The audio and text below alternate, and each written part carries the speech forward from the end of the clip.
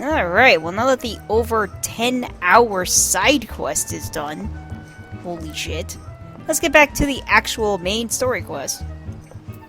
Let's see, let's speak to Alphanod. Ah, you've arrived.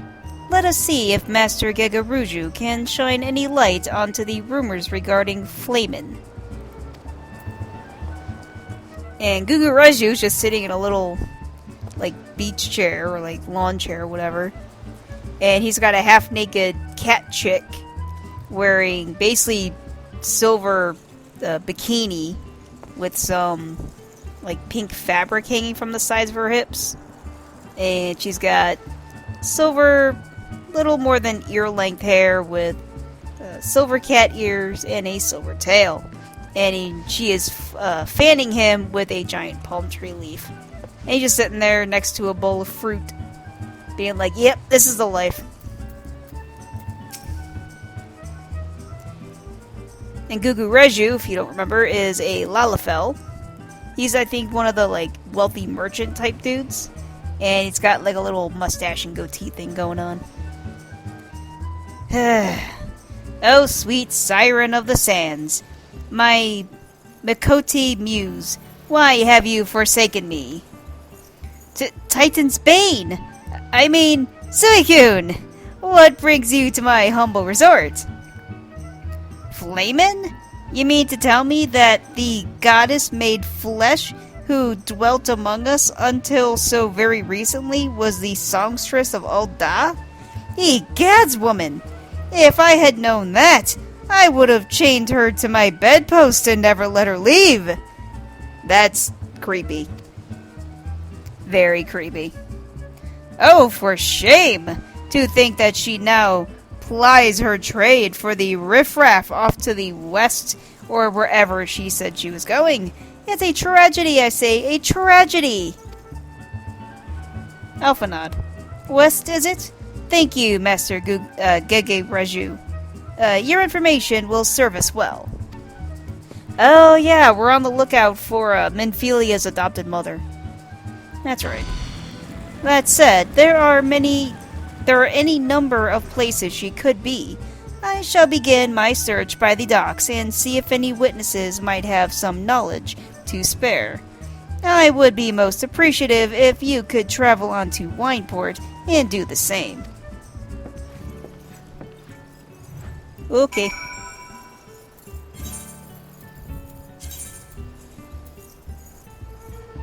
Looks like I got a couple people I gotta talk to. So let's teleport to Wineport.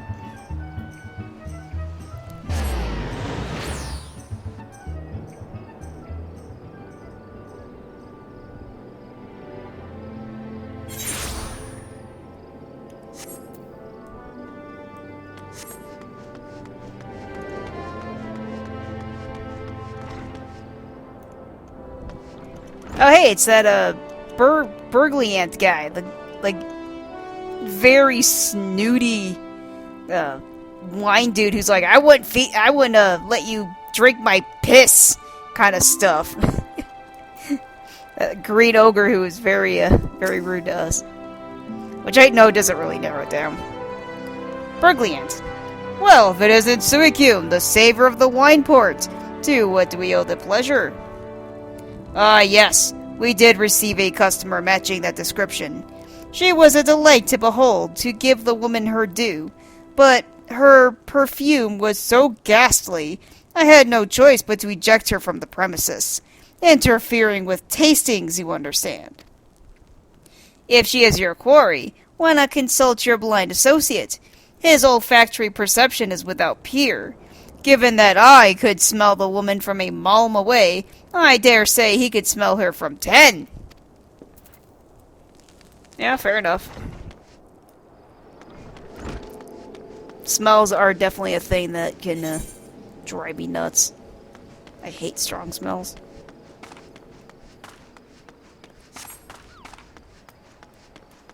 Alright, let's go find the blind dude. I'm actually pretty impressed they even put a blind guy in a video game, because they usually don't do that. So let's go speak to this random vine grower dude. Let's see. His name is Jungabar, is what I'm just gonna go with. You want to know if I've seen a Mikote lass by the name of Flamin? I wish I haven't seen a lass of any description. Wait. I wish. Oh. I haven't seen a lass of any description for far too bloody long.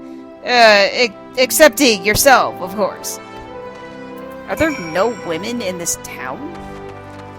Where'd your women go? Just scare them all away?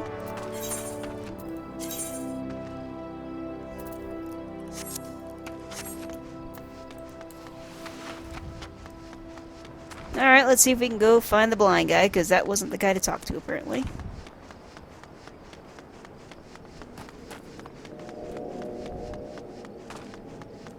Here you go. Shamani Lomani. Yeah, that was him. I see you have had many grand adventures since we last spoke, Suicune. You must share them with me sometime. The girl from a little while ago? One does not forget a perfume like that. So robust and intoxicating, yet simultaneously familiar. Reminiscent of a bloom native to these parts, in fact. I said as much when we spoke. She complimented my power of observation, and asked me where she might find some of the flowers. So I told her to follow the road south to Raincatcher Gully, and then head east after crossing the second bridge. The flowers which grow in the shade of the cliff have the strongest scent, you see. If you make haste, you may yet find her there. Alright. Getting a nice little tidbit. Oh, well, there's Flamin. That was easy. Flamin is wearing a very long pink dress. She has about little longer than ear-length white hair. She's a cat, so she's got cat ears and a cat tail. And she's inspecting a giant, basically blue cluster of glowing flowers. So blue glowing flowers, kind of like in the shape of a ball, except, it's like clusters of flowers in the shape of a ball. Let's go talk to her.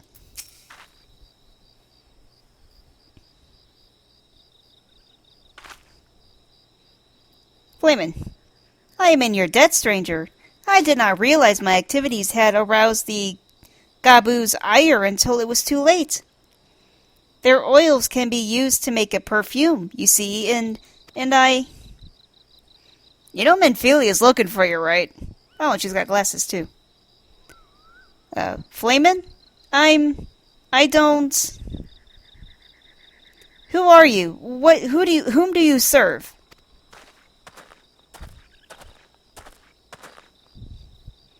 Alphanod walks up. It appears you've already found our woman. Consider me impressed, my friend. The songstress of Alda, I presume. Menphilia, or should I say, Acelia, is looking for you. Flamin, Acelia? Alphanod. You are the very picture of health, milady, yet the world thinks you dead. I can only conclude that this was by design. The question is, why? Flamin. Not everyone who endeavors to find me does so with the best intentions, child.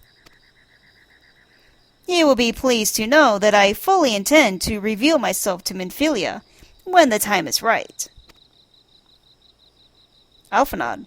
Oh, well, that does please me. More than you know. But tell me, sojourns in the forests of La Nacia aside, when exactly will the time be right?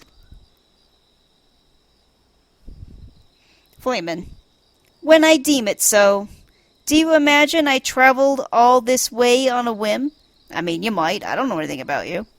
As I was telling your associate, especially after the whole, Hildibrand thing, there's a whole wide range of people out there.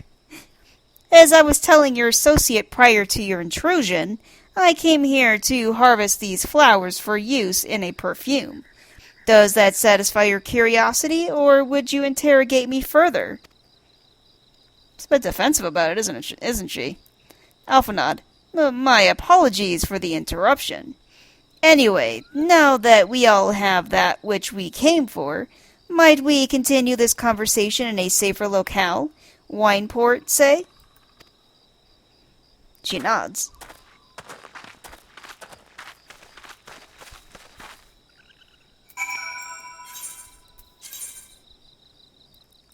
Alright, let's teleport to Wineport.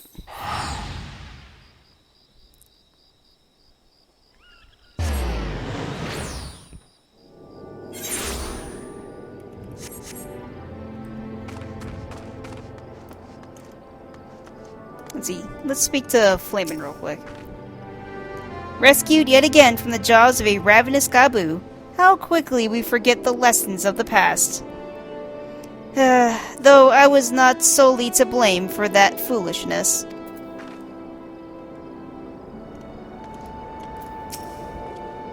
Alphanod. This is not at all how I had envisioned it.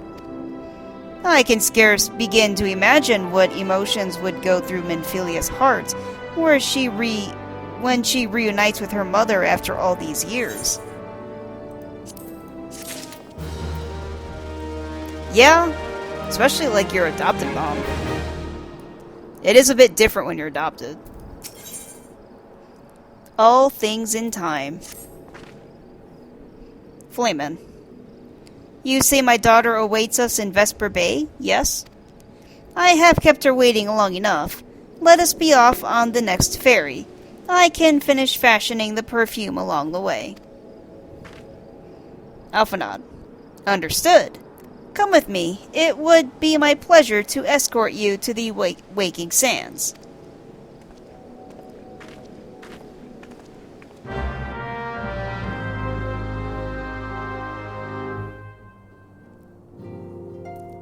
Oh, I was teleported to the Waking Sands automatically. Okay.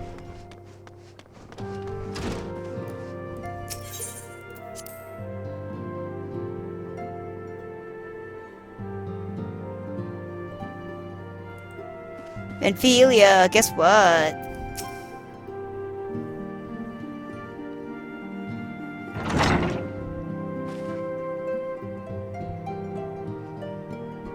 Alphanod. Antecedent, you have a guest. Minfilia looks shocked. Minfilia. Lamin? It's spelled L-H-A-M-I-N-N. Lamin. I guess. Flamin. Acelia. I was like, huh. Tatsuru's here. Ah, Minfilia gives her a hug. And Flamin rests her head on her shoulders. Tataru. I haven't seen her like this in years, Suikyun.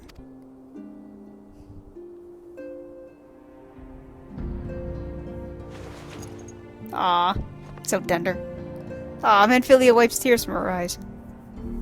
Minfilia, I never truly believed it when they told me you were dead. But what kept you away for so long? Flamin. The Imperials came for me, as I always knew they would. And so I resolved to stay as far away from you as I could, lest their pursuit of me endanger you and our cause. I could think of no better way to grant you the freedom to continue our work. And continue it you did, achieving things I would not have imagined possible. I followed your every success and celebrated in secret. I'm so proud of you, Acelia. Minfilia shakes her head. She looks pretty sad. Minfilia, I learned from the best. Flamin nods.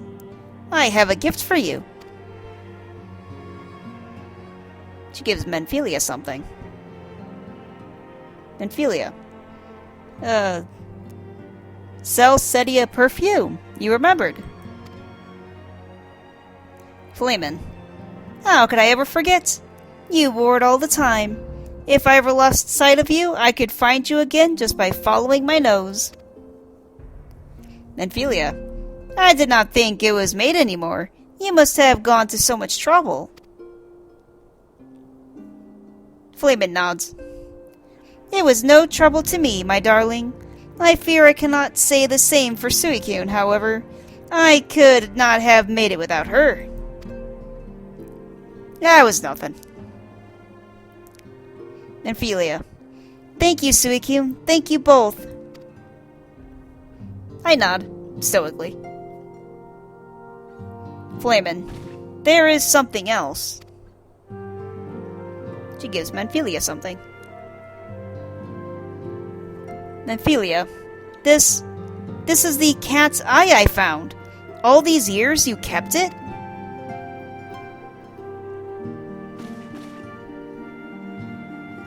My father was a member of the Alamigan resistance. When I was yet a child, he brought me here to Ul'dah. The accident which claimed his life happened shortly after our arrival. It was Lamin who took care of me then. She raised me as her own, taught me everything I need to know to survive. Alphanod. I am no stranger to the facts of your history, yet I fear I have failed to grasp their implications. It is clear that there is much I do not know, about you and your mother both. Ophelia nods. One of her first lessons to me concerned mining, and I was a very dedicated student. This cat's eye was the first stone I unearthed. It wasn't much, of course, but I was exceedingly proud to have found it nonetheless. Aww. That's so sweet. So I gave it to Lamin as a gift. She said it was beautiful, but there I am at a loss. Why are you returning this to me? Is something amiss? Flamin shakes her head. No, Acelia. Nothing is amiss. Quite the opposite. I need you to realize how far you've come and how much further you must still go. You and your allies have accomplished more than I could ever have hoped. You have succeeded where I failed, and made me so proud that words fail me. But even as I marvel at the woman you've become, and at all the many things you've done, I cannot help but think of that which you have yet to do, and what it may entail. Acelia, daughter, you cannot stay here anymore. You and the Scions must leave Ul'dah. Ophelia. Lamin. Yeah, now she looks distraught. Flamin. You built it once, Acelia. You can build it again. And this time we'll do it together. Ophelia. Truly? Flamin nods. Ophelia smiles. And thinks for a moment. Then nods as well. Ophelia. Alphanod, the time has come for the Scions to leave Vesper Bay. We shall establish a new headquarters at Revenant's Toll as you proposed. Alphanod nods. Ophelia. Much work lies ahead of us. Inform our fellow Scions and send word to the students of Beldezian. Preparations begin at once.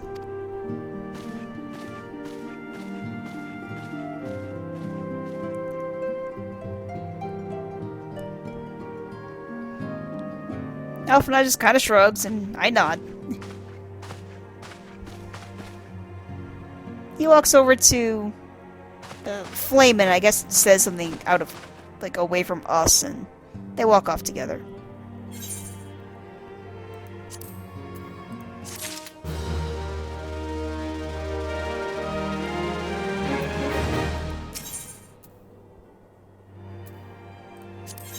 laying the foundation.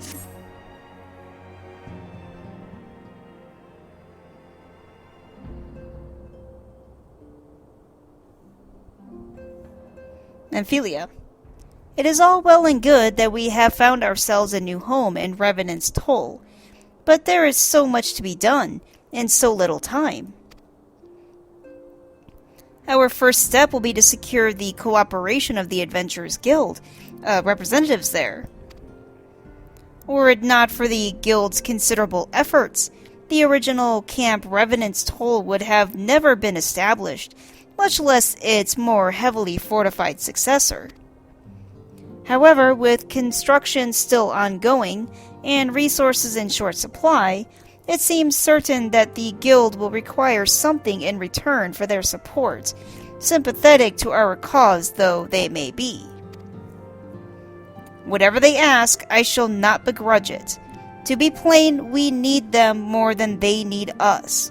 Without their assistance, such essential tasks as securing new facilities, cultivating relationships with local merchants, and recruiting adventurers would prove difficult, if not impossible. Elphanod. You need not concern yourself with such matters, antecedent.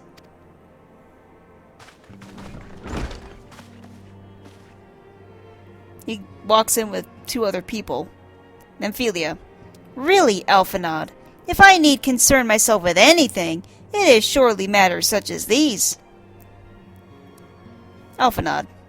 Indirectly, perhaps, I submit that you might instead concern yourself with a different matter, namely to whom the resolution of such matters might best be entrusted. And here I am. Nor do I come alone. May I present the esteemed emissary of the Adventurers Guild at Revenant's Toll? They bow. It's one man and one woman. The man is dressed in kind of like a sort of nobly white coat with black pants. The lady looks more like a pirate to me. She's just kind of dressed in all black. Let's see, Adventurers Guild emissary. I think which I think is the guy. It is an honor, antecedent. Upon receiving word of your intentions from Master Elphanod, we thought it best to begin talks at the earliest available opportunity. Know that my associate at Revenant's Toll hold the Scions of the Seventh Dawn in the highest regard. We shall be honored to welcome your organization. Elphanod. There are, of course, certain provisions which must need be negotiated. If it pleases you, I would do so. Amphilia. It does. Adventurers Guild emissary, which is the guy. Madame, unless I am mistaken, you are the one known as Suicune, are you not? May I say what a pleasure it is to make your acquaintance? Slaftborn spoke of you in the most glowing terms. To steal an Imperial Reaper, and then to use it to infiltrate a Garlean castrum is an undertaking few would contemplate, and fewer still survive. I am pretty amazing. You shall always be welcome at Revenant's Toll. We hope you will favor us with your presence again ere long.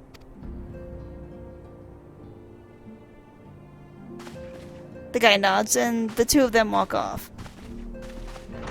Elphanod just kind of nods and then also walks off. Amphilia. Well, well. It would seem your reputation precedes you, Suicune. Mayhap I should dispatch you to Revenant's Toll with all haste as first intended.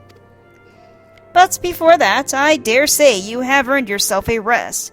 After all, you have traveled so far, and there is already so much you have done for us, and for me. I have done a lot, yeah. You have no idea. We will speak again anon. Till then, take care.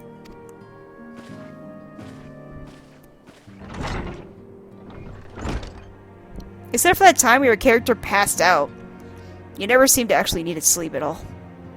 Oh, we got a cutscene going on. Looks like we're in the storage room. I'm sitting down to a book. I look over my shoulder to see Menphilia walk up. Ah, Suicune, were you able to get some rest? I would ask you to come with me to the Solar. Alphanod has just returned, and it would seem there is something he would share with us. I smile and nod, stoically.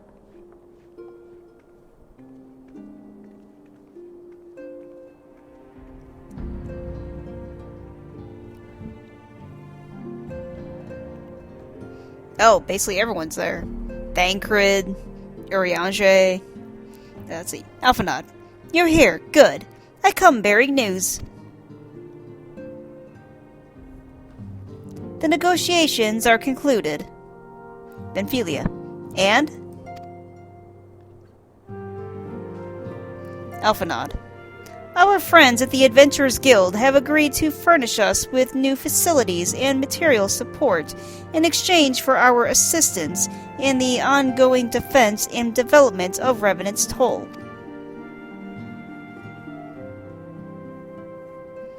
The Scions of the Seventh Dawn shall have a new home in Mordona, the Rising Stones. Everyone seems pretty happy about that. Yashola.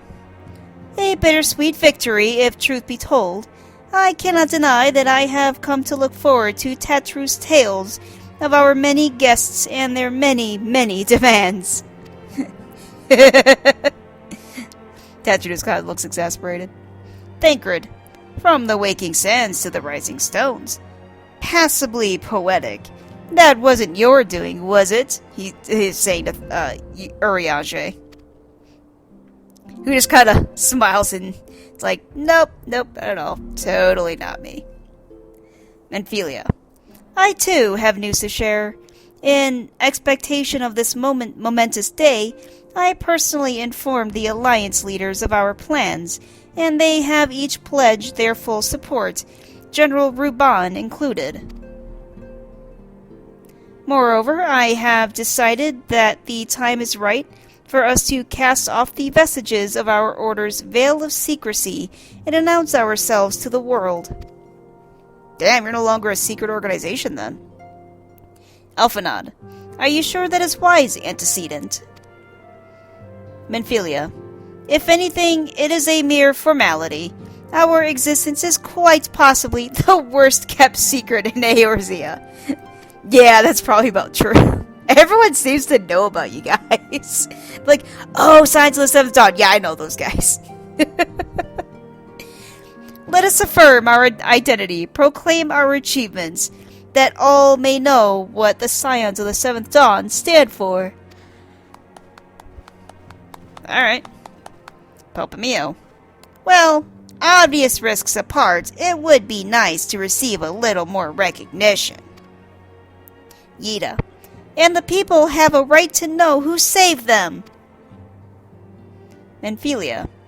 It is my hope that the gesture will encourage the people of Eorzea to place their trust in us. I would reveal to them the true extent of our power, yes, but in so doing, I would show them that it is a power accountable to no one and at once to all. And what of us? We who have felled primals and faced down the Empire. To you, my fellow Scions, I would say this. Prepare for the challenges which lie ahead, for they will be great indeed. We just kind of look at each other. She pounds her fists together. Great. I say yet no greater than us. And we will rise to them, as we have time and again, united as one. Yay!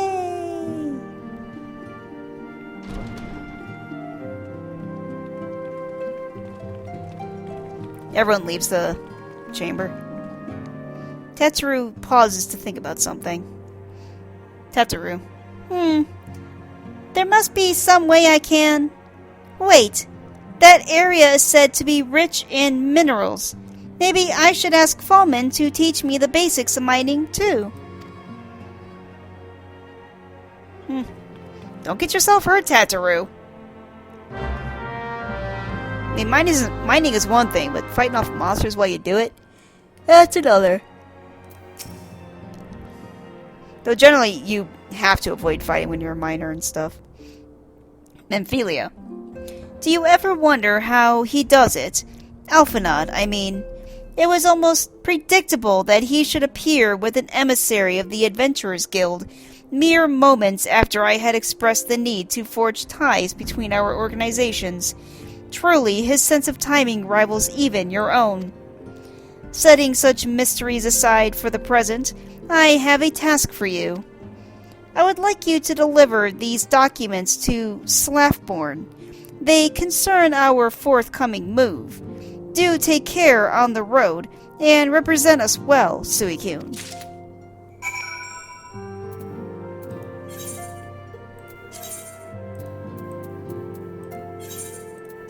Alright, let's teleport to Revenant's Toll.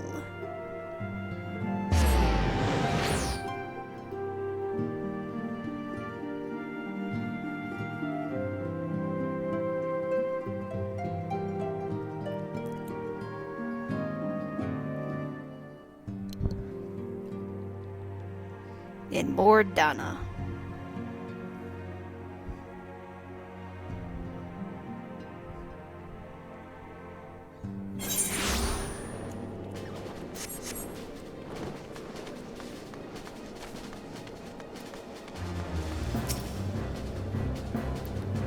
Slefborn. I was told to expect a Scion, but I didn't expect it to be you. It has been far too long, Suicune. You have something for me, yes? Yes, I have a letter for you. Documents detailing the Scion's planned operations for the next several weeks.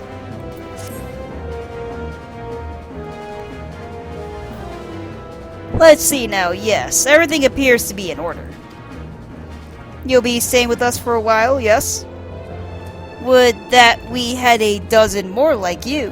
Since we don't, though, we'll just give you the work of a dozen men. Ha! I jest. Uh-huh. I don't believe you. I think you actually will.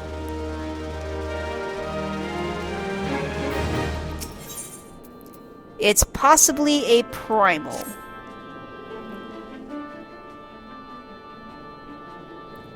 Slafborn. Back to do work of a dozen men, I see. Ha-ha! But I jest. Uh-huh. I knew it. Even I can appreciate that an important woman such as yourself has little time for menial tasks. It's about fucking time someone recognized that. Jeez. But since you're here, mayhap you'd be keen on having a look around the Scion's new home. Since that impressive structure, see that impressive structure over there? That's the place. I guess. Just looks like a building to me. It was originally built to house a bunch of the guild, you see. As such, it comes complete with a tavern, where adventurers can rest from the road, fill their bellies with good food and drink, and their ears with tales of fortunes to be had about the realm. It may get a bit ruckus at times, but I imagine it'll be as good a place as any to recruit capable men and women to your cause. Come with me, I'll show you around. Well, I'm getting a call. Tataru, is that you, Suicune? I'm quite sorry to interrupt, but I have most urgent news. We received grim tidings from Gridania, and it would appear our aid is required at once. I must ask you to report back to the Waking Sands with all due haste. Slafborn, is everything quite alright, friend? I gotta leave. Duty calls. I can't say I'm privy to the details, but it would appear that this is no time for a leisurely tour. But no worries, you can rest assured that I'll see to all necessary arrangements. Pray return any time after you've seen to your more pressing matters.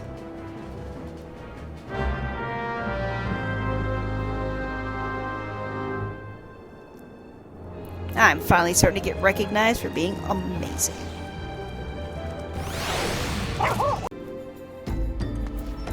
Hi, Tataroo. A messenger from the Twin Adder came to Waking Sands while you were in Mordana. I wasn't privy to his conversation with the antecedent, but I did see the look on her face after he took his leave. Something is definitely amiss. Could it be that the Ixal has summoned Garuda again? Or mayhap Imperial forces have been sighted within the Shroud?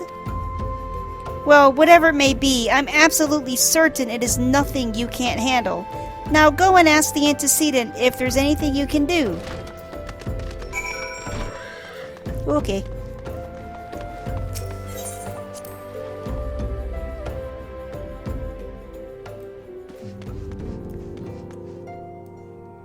Oh yeah, let's go to like the storeroom and see if there's anyone I want to talk to that's in here.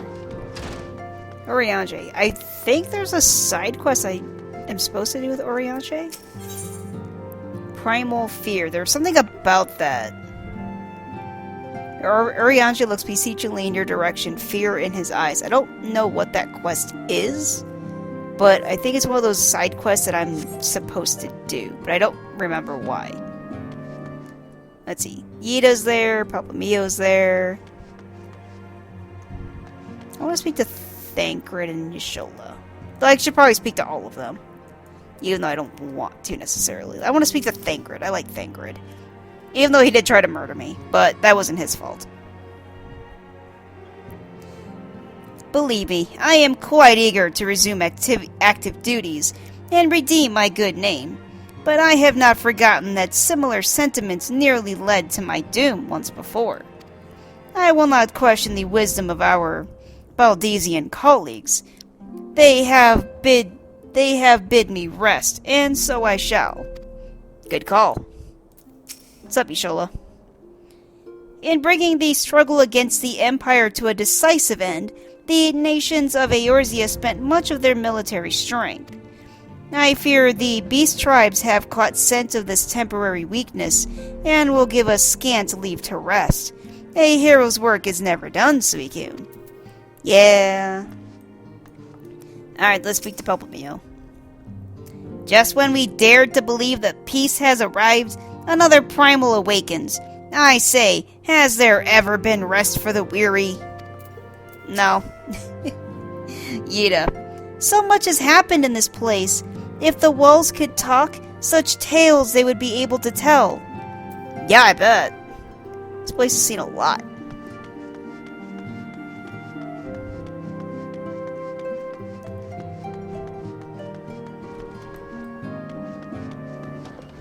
Alright, I see Alphanod. Let's speak to Alphanod. The nerve of some petitioners, engaging us as if we were a band of common mercenaries. I should be glad to refuse them without a second thought. I think he said that last time. Flamen. How has she grown since last we spoke? She puts me to shame with her accomplishments, and for that I am full glad. As a proper parent should.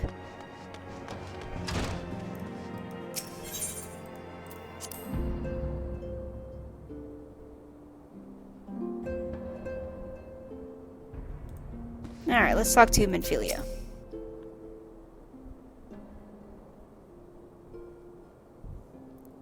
I knew this day would come, yet I prayed it would not come so soon. We have reason to believe that another primal, or an entity resembling one, has been summoned in Gridania.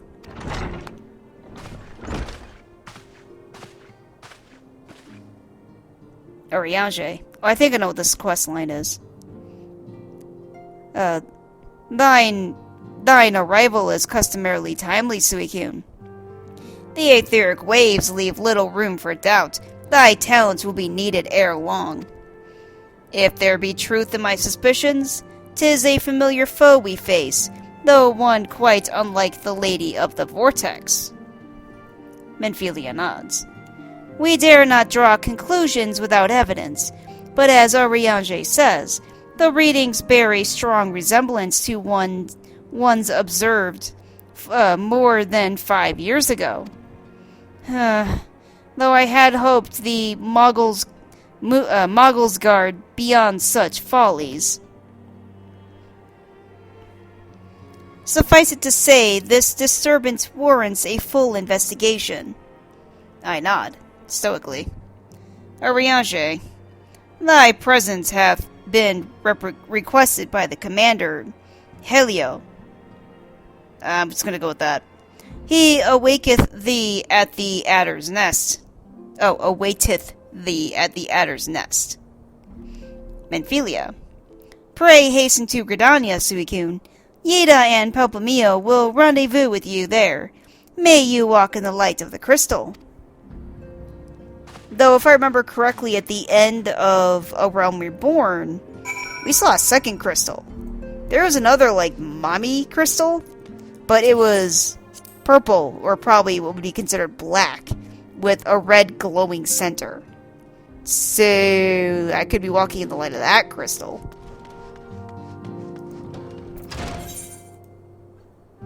So that probably wouldn't be very good. Now let's teleport to New Gridania.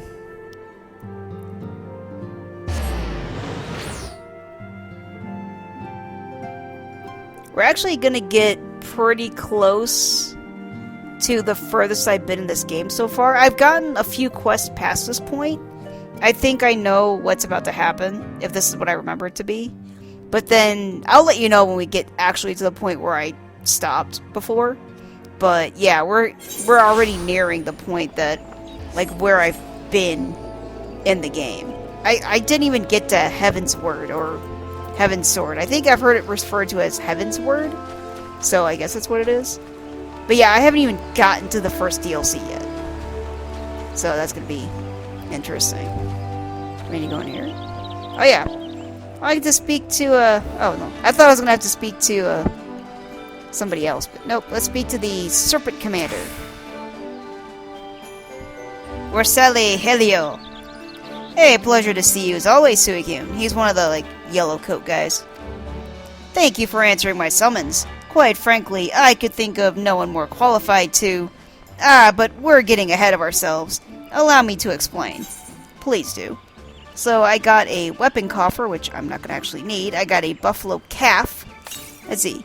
Milk fed until tender and juicy. Not that anyone would ever think of eating him. Yeah, I don't believe you. Let's get some money.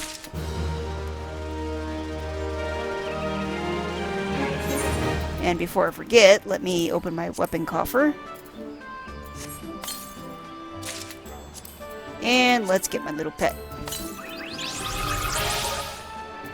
And while I'm thinking about it, one thing I got that I didn't notice before until recently was I got Enkidu, that green chicken. I got a little green chicken pet. It says, summon your Enkidu minion. Where's the description? Oh, here we go. Legend has it that Gilgamesh first found Enkidu while searching for a meal. Without the means to make a fire, he attempted to eat the fowl raw, only to find himself the victim of a furious counterattack. Impressed by the bird's tenacity, he promptly made him his pet. Great. Awesome.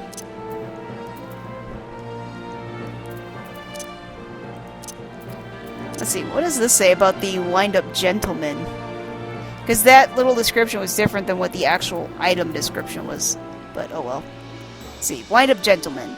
Though he has once more taken to the heavens in a selfless act of sacrifice, Inspector Hildibrand lives in the hearts of all whose lives he touched, with his inimitable, yeah, something like that, brand of gallantry, perception, and panache. Wind him up and let him follow you as only a Manderville can. I'm actually really tempted to do that. Let's sell it in.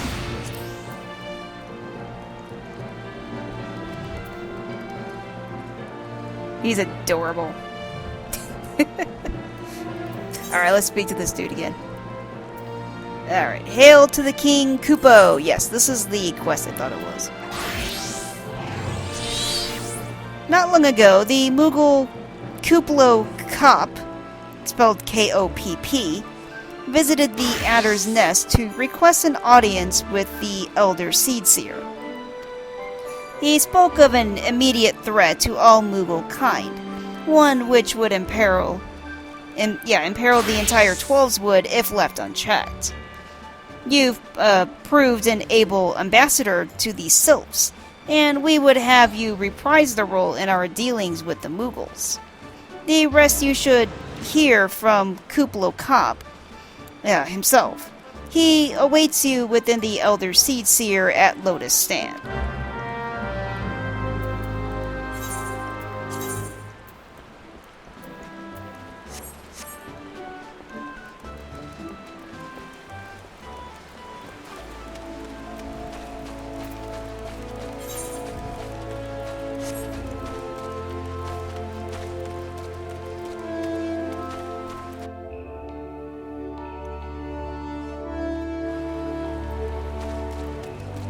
Alright, so he should be right over here.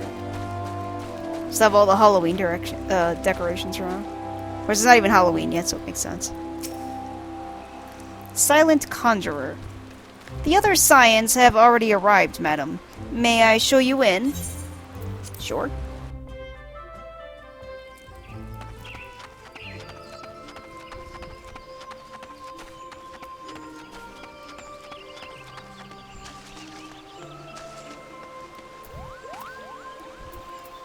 Kan-e Sana. She's that queen lady. Moogle's freaking out. Kopp. Please! You have to stop them! But you mustn't kill them! They're not bad Moogles, Kupo. They're just misguided. A gentle, no, firm thrashing is in order. Yes, but no. Rhea Osana. Calm yourself, Kopp. Can you not see that she hasn't the faintest idea what you're talking about?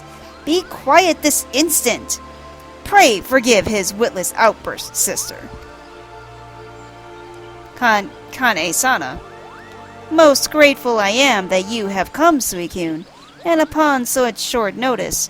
Truly, Gridania could not wish for a more stalwart ally. But you are doubtless eager to know wherefore we summoned you. Our friend Kopp has brought us news of a most unsettling development. It would seem that good King Moggle the 12th has returned to Eorzea. Rhea Osana. A curious thing to hear, I know. Truth to tell, I myself cannot say for sure if he is a genuine figure from history or some manifestation of Moogle mythology. Kuplo here would have me believe the former. Kopp. Once upon a time, we Moogles served the gods in the heavens. It was quite nice up there. Unspeakably beautiful, unimaginably spacious, and with a literally endless supply of wine, Kupo. In spite of this, or possibly because of the last part, the gods eventually became discontented and started squabbling, which made life jolly difficult for the poor Moogles. So good King Moggle Mod the 12th, may his glorious name live forever, decreed that the time had come to leave Kupo. The realm of man would suffice, he said, so all the Moogles should live there instead. Unfortunately, the two realms are so far apart that we couldn't safely fly down. But good King Mog the 12th, may his miraculous foresight ever be praised, knew exactly what to do, Kupo. He had a rope, you see, the longest one ever woven. This he nobly held while his subjects climbed all the way down to the world below. And that is how we Moogles came to this land, Kupo. All of us except good King Mog the 12th. May his courageous sacrifice never be forgotten. He alone would remain in the heavens, so that no Moogle kind might so that Moogle kind might at last know peace. Palpamio. Except that he has not remained in the heavens, from what I understand. That being your reason for contacting us, yes? Yida. I'll bet he tied the rope to something. Good thinking. Remind me again what the problem was with him returning to Eorzea? Kane-sana. The problem, Yida, lies in the fact that he was summoned.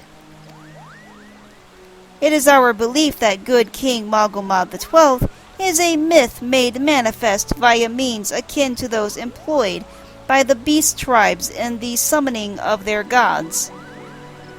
Yida. Wait. You're saying a handful of Moogles with a boatload of crystals wished really, really hard, and he just sort of appeared? Would that even work? Palpamio. What I cannot fathom is why they would even try.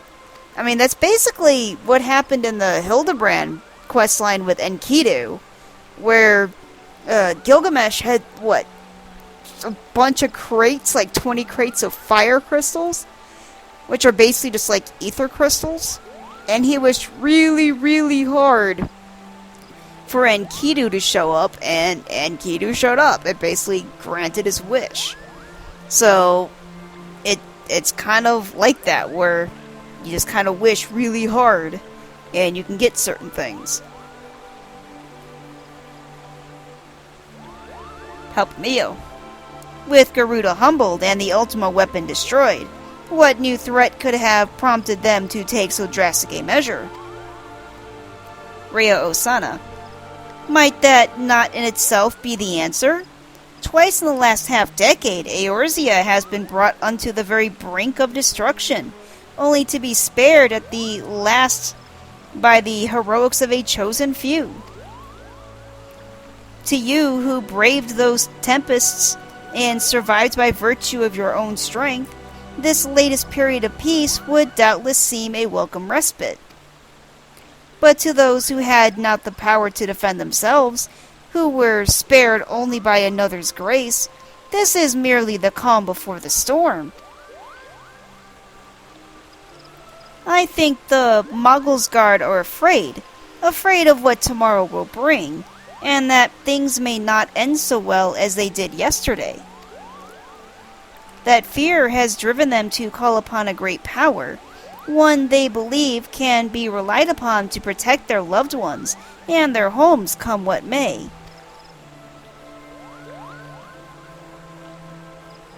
Kupla Kop. I assure you, the Mogglesguard only want to protect the forest from outsiders.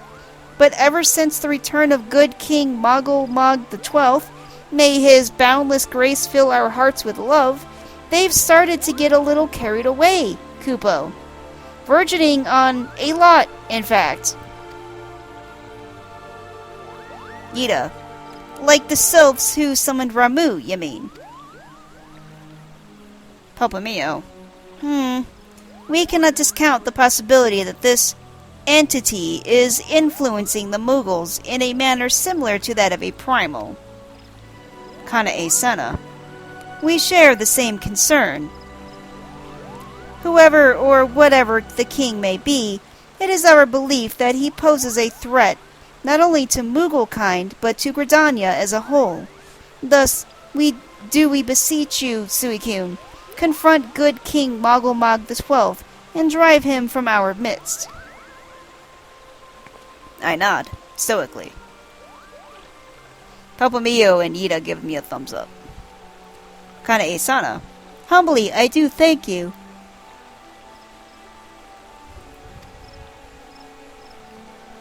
She gives me like a little dainty bow.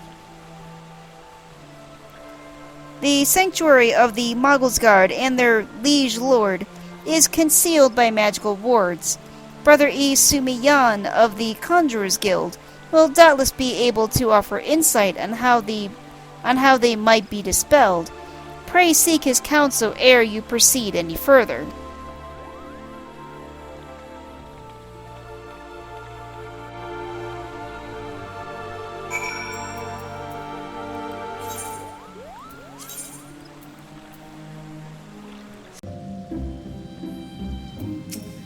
Been a while, Asumiyan. Haven't spoken to you in a bit. Welcome, Suikyun. Welcome. That you should be the one to face good King Mughal Mog XII is of great comfort to me and to the elementals both. Well, I'm glad they're in agreement. As I am sure you know, the Mughals are not by their nature a warlike race. Yet should the king be suffered to remain, it is like that his influence will bring about a change in them. Thus does it behoove us to defeat him quickly, before any lasting damage is done. Make whatever preparations you deem necessary, and inform me when you are ready to seek the king.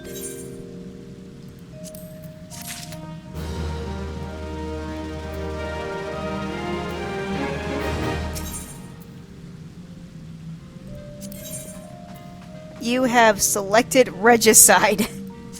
Yep, I have. The wards barring access to the king's sanctuary can only be nullified through the use of enchanted keystones, the self-same method employed 5 years ago, when first the king was summoned to Eorzea. It was with great regret that we were forced to sanction the slaying of the guardians who then held the keystones, for none were in our possession at the time. By the grace of the elementals, however, we have been spared that burden on this occasion.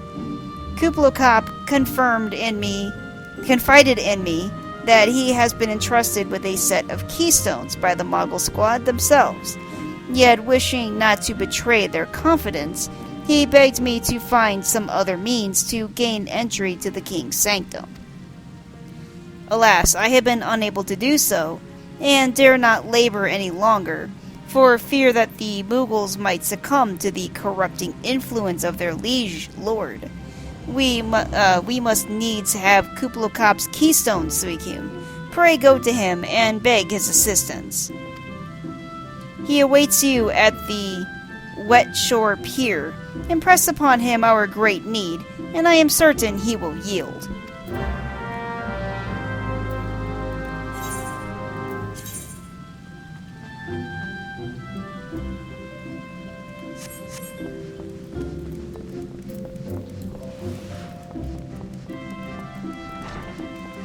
It's like, guys, how many times do we have to go through this? Every time a primal is summoned, bad things seem to happen. Why are we still doing this? Though maybe I'm seeing it from the wrong point of view, because obviously to them, they think every time a primal is summoned, something good happens. Otherwise, they wouldn't keep doing it.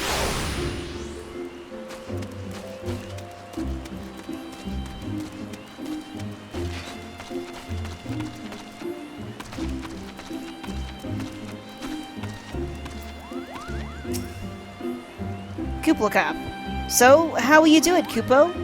Oh, he told you about that. Yes, he did. Well, if there truly is no other way, I'll do it, Kupo. Take the ferry to Sweet Bloom Pier. I'll go on ahead.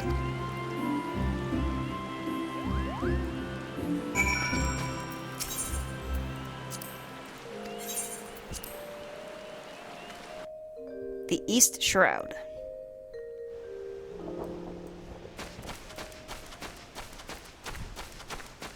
Oh, I found some Mughals with different colored, pomp thingies on their heads.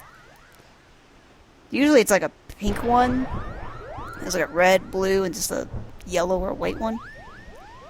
Kupta Kappa. Don't you dare lie to me, Kupo. I know what you're planning, and I won't allow it. Kublai Khan. Open your eyes, Kupo. The king will never be satisfied, no matter how many crystals you bring him. Oh yeah, it's like a primal thing. They always want crystals. Kublai Kip. We offered you a choice, and this is how you repay us? By consorting with this Elysian? Kupta Kappa. Imperials, Gridanians, Silts, you're no different from the rest of them. Actually, you're worse, Kupo. Kublai Kip. Traitor to his kin's Mughals. He plots treason against the crown. Uh-oh. Coop de Coop. Enough!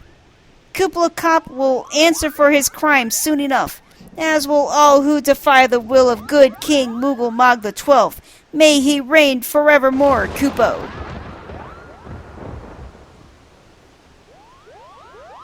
Oh, run away, you little fuckers. Now sit there and threaten me and then run away?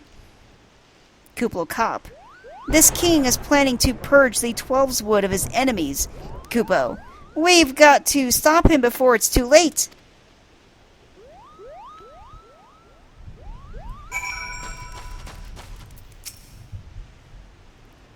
The entrance to the Thorn March is deep within the Bramble Patch, Kupo. If you take me there, I can nullify the ward. But be warned, the Moogle's Guard has set traps to lure enchanted beasts. I can't hide from them, so you'll need to protect me, Kupo. Escort Kuplo Cop safely to the warded entrance. Should you fail to defend him or move too far away, he will return to Sweet Bloom Pier, where you may rendezvous with him before trying again. Yay! Escort mission!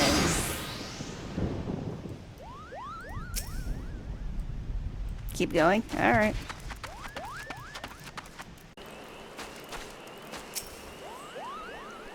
Kuplo Cop. We're here, Kupo. I don't see any more beasts, do you?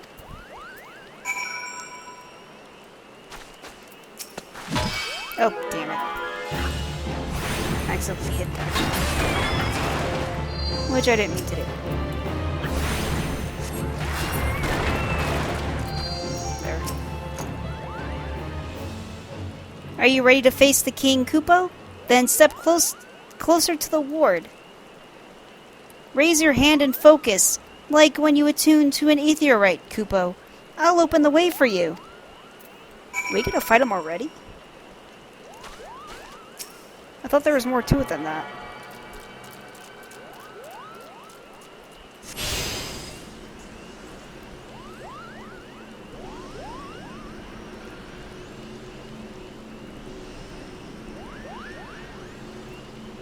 Oh, Kuplo seems happy. The rest is up to you, Kupo. Now go and teach those foolish Moogles a lesson and send the king back to where he came.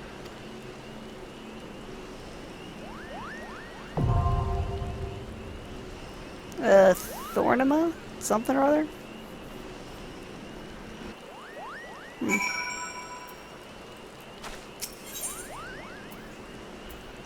Thorn March. Hard. Alright.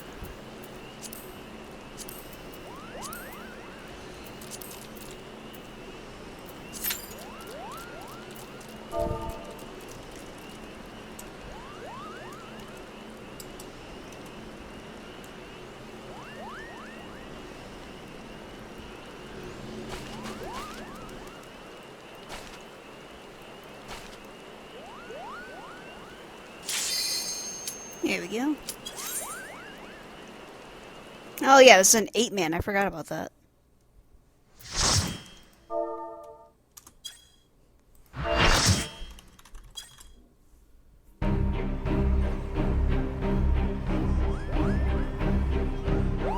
There's Moogles with like swords and shields and little helmets. Being all flying around and just kind of being twitchy. All ready to kick some butts. Kupo, who in the 7th Hells are they? Meddling adventurers, I'd wager. Moogle's Guard, to arms! Defend the king, Kupo!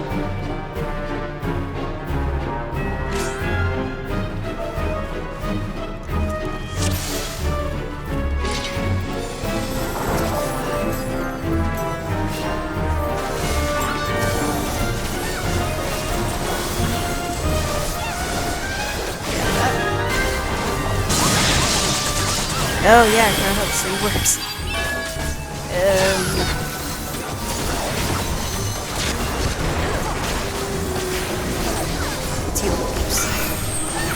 This is, oh crap.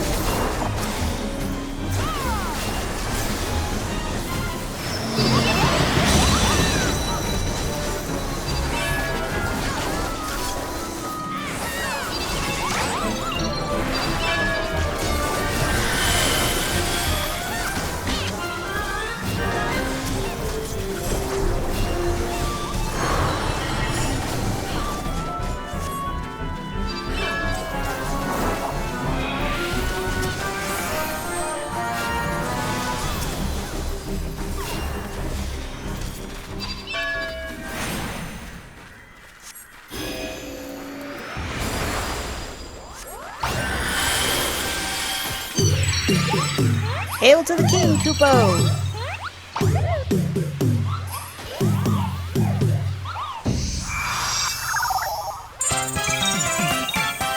And there they summoned the king.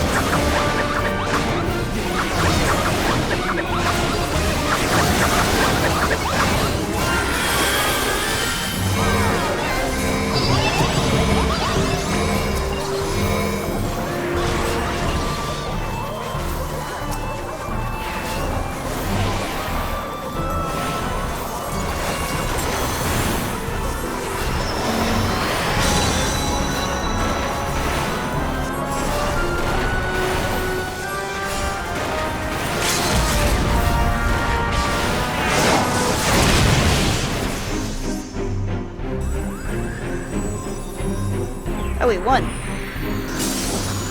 And the Moogle King dissipates. Which makes the Moogles very shocked and sad. And they get the fuck out. They're like, no, our king!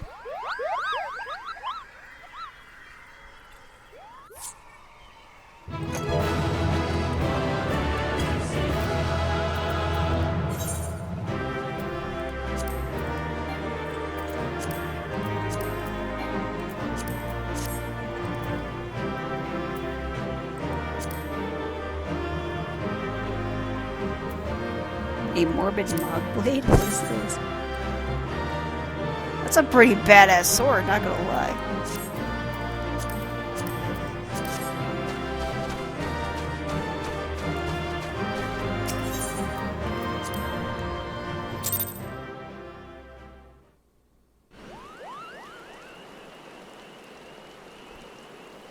Kuplacop. You did it, Kupo! You did it! Good King Moogle the 12th, may his mighty soul rest in peace, is no more!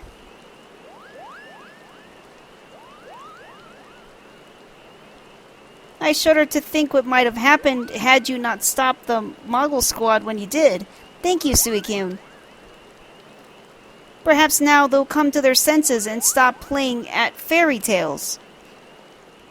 Rest assured that the chieftain will have choice words for them too.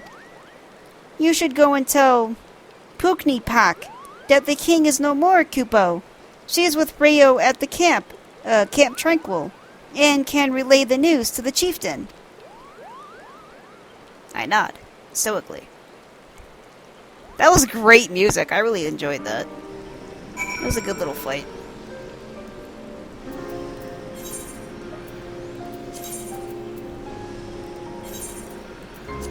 I chose to wear white on the day I killed a king.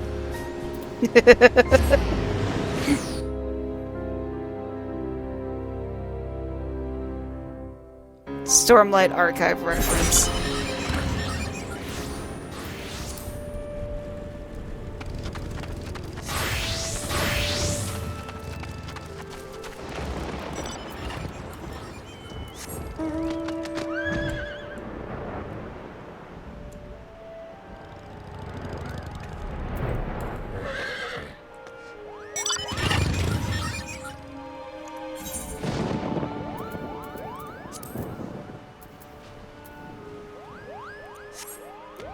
Okay, let's speak to Puknipak. Do I dare believe my ears? Good King Mogulmog XII, may his magnificent virtues serve as an example to us all, has fallen? All Mughal kind owes you a debt, Kupo. Ah, and I sense Raya O wishes to congratulate you as well. I shall let you two speak without fear of interruption.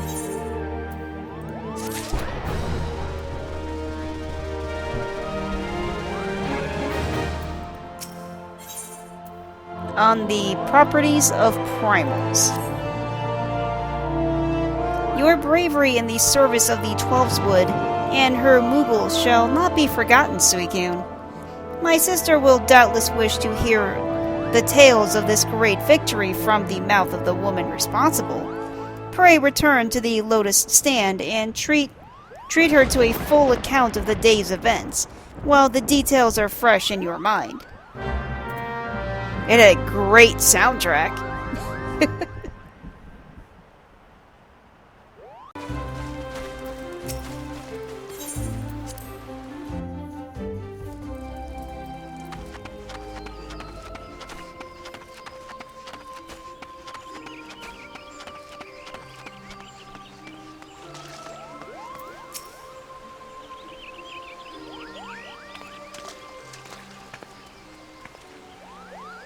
Kane-sana. Suicune, you are returned to us, unharmed and victorious. Thus I have two reasons to be glad. Popomio and Yida are there too. Yet my many questions remain unanswered. If you would be so kind as to oblige me, I would fain hear all that occurred in Thornmarch. See, what happened was, I fought a giant Moogle, and it had a great rockin' soundtrack. Then it is as we feared. Yida. The king really is a primal. But he really isn't, is he? I mean, the Mughals don't worship him for one thing. I mean, they sound like they worship him, in a way. He's not even a god to them. That doesn't sound like any primal I've ever heard of. Palpamio. Then mayhap the fault lies with the definition.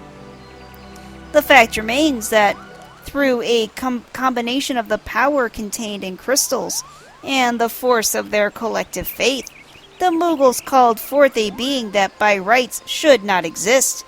Moreover, when slain, said being left no corpse, the ether which comprised him instead being scattered to the four winds.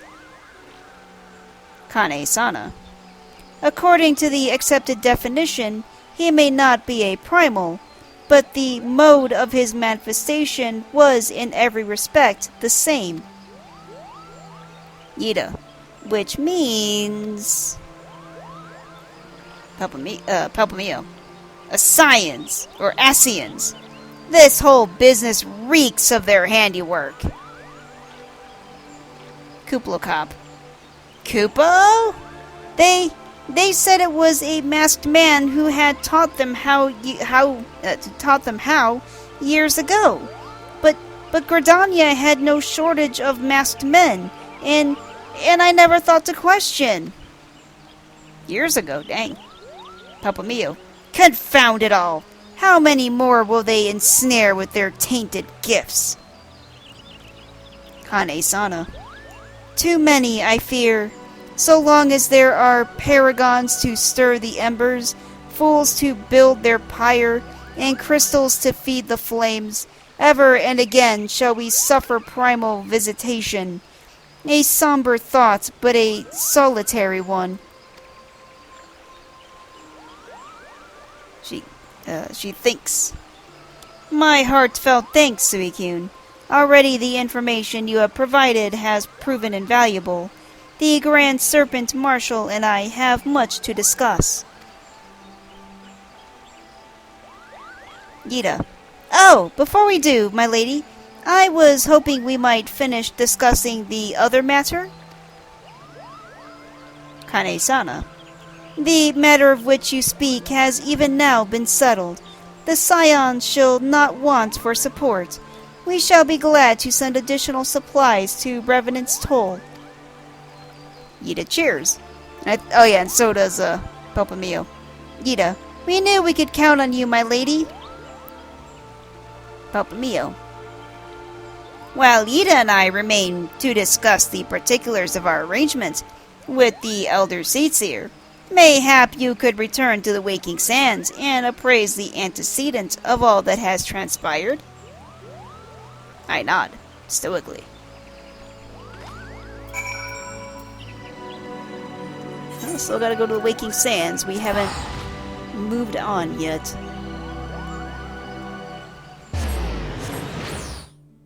Thankfully, I still have some teleports left. They gave me lots and lots of teleports. Which is good. I've only got, I think, 7 left, which is not bad.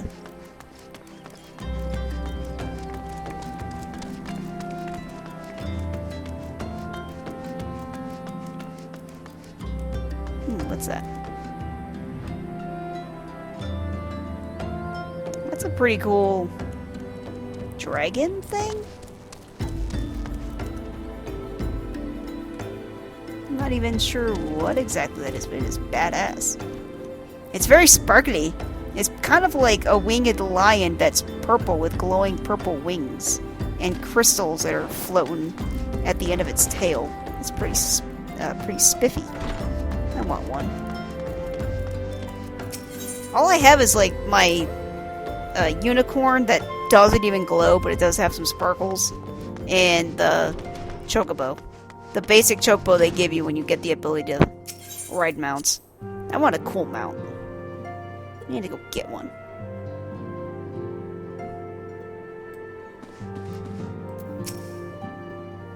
Minfilia.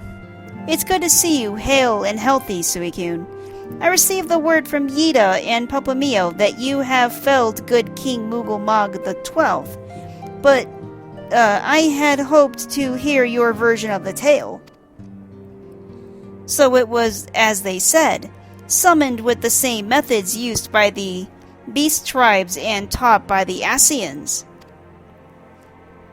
Though unfortunate, this incident did at least serve to remind the Elder Seedseer of our usefulness. Her offer of additional support could not have come at a better time. My thanks, Suicune.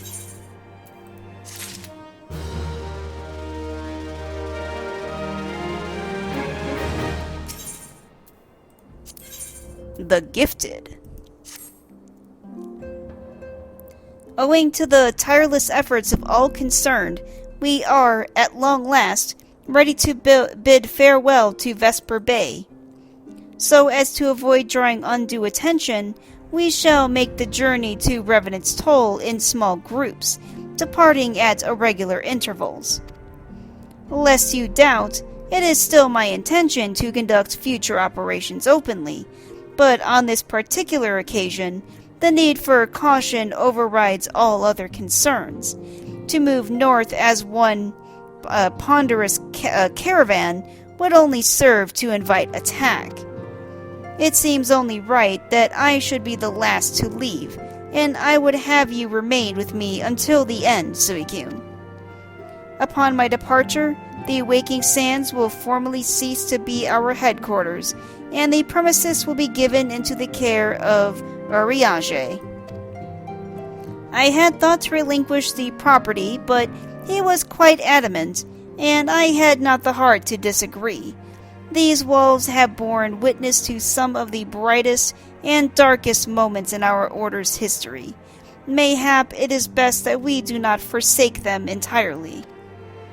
Urianger still remain here and devote his energies to studying the nature of primals.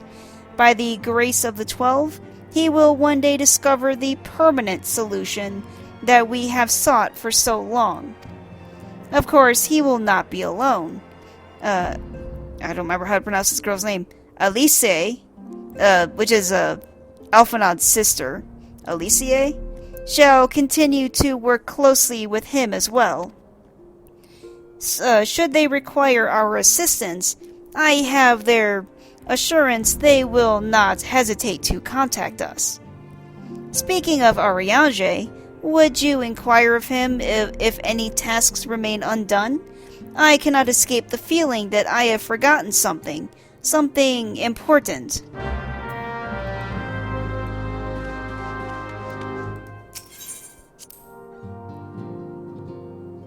I wonder if I should do whatever quest Ariange has. Because again, I don't remember what it is, but I think I heard that I should do it.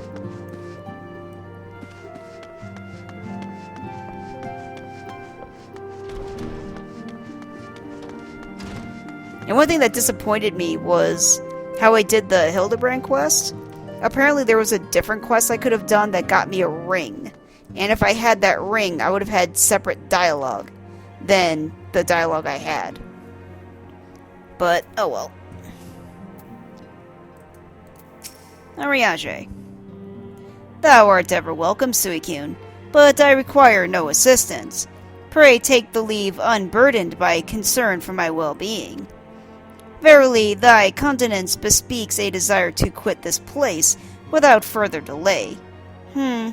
Mayhap you thinkest this chapter of our tale concluded, that these halls should rightly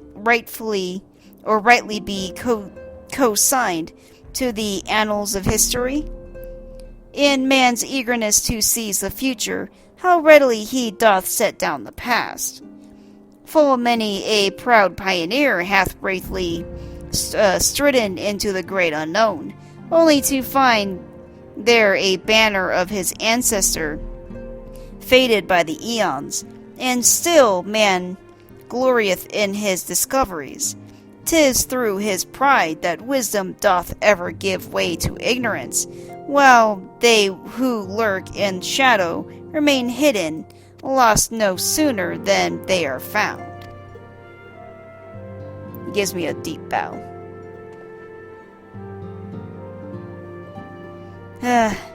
Be not offended, Suicune. The conduct hath ever been beyond reproach. Despite thy surpassing strength and all thy many victories, thou hast never been so convinced of thine own greatness as to imagine thyself above the failings of thy forebears. Mayhap it is the echo which hath opened thine eyes to the lessons of history. Would that the same could be said of... Cutscene suddenly.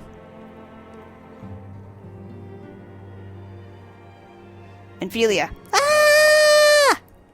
Uh-oh. Ariange. Whence came that cry? The solar, 12 for Fend, the antecedent.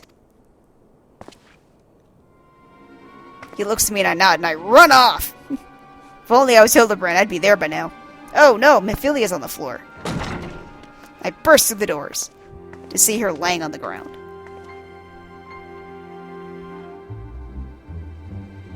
Ophelia. Suicune, you must... Oh. Flashback time. See Menphilia in the room. Oh, wait, I think I remember this. She's, I guess, putting a picture on the wall or something? We don't really see what she's doing, but she's doing something. Tell me, Louisoix, would you have done the same? Question mark. In that red text. Louisoix Levelier was a remarkable man, wise beyond mortal measure. Would that I had met him prior to his passing. Uh-oh. One of those Asians. But this guy's in white robes and not black. And he's got a red mask. Menphilia. An Asian? Here? How? I mean, they know where you are. How, question mark. In red text. How readily you see. You are indeed gifted, antecedent. Menphilia. But you are not like the others. Your robes. Question mark. In red text. Gifted, but ignorant. Yet I shall not judge you harshly. The fault lies with your forebearers. It has been millennia.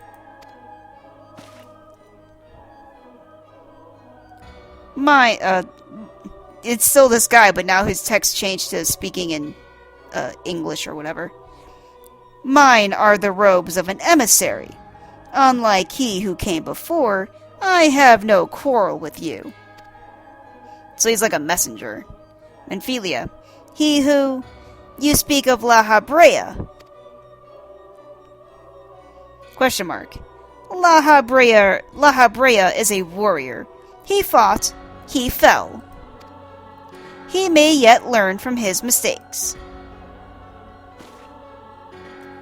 Menphilia. Then he's still... Yeah, she doesn't look very happy about that. Question mark. Come. I only confirm that which you already knew. There is no cessation, no oblivion, only expulsion. Menphilia. You... What are... The door's open, and Tetsuru enters the room. Tetsuru. We're ready when you are, my lady. If there's nothing else... She looks confused between Tetsuru and the guy in white robes. Tetsuru. Is something the matter? She looks confused. She looks to her left where Menphilia sees the white-robed guy, but she doesn't see anything. Ah, I feel the same way.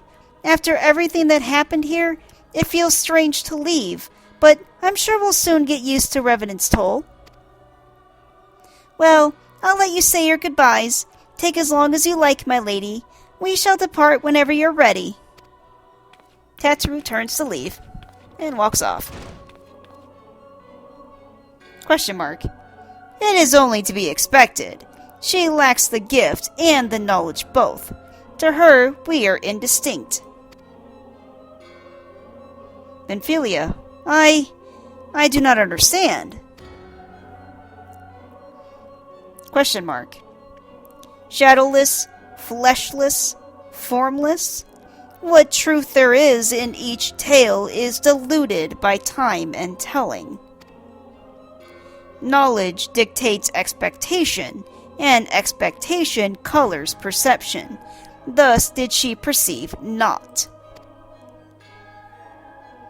So it is with all but a chosen few.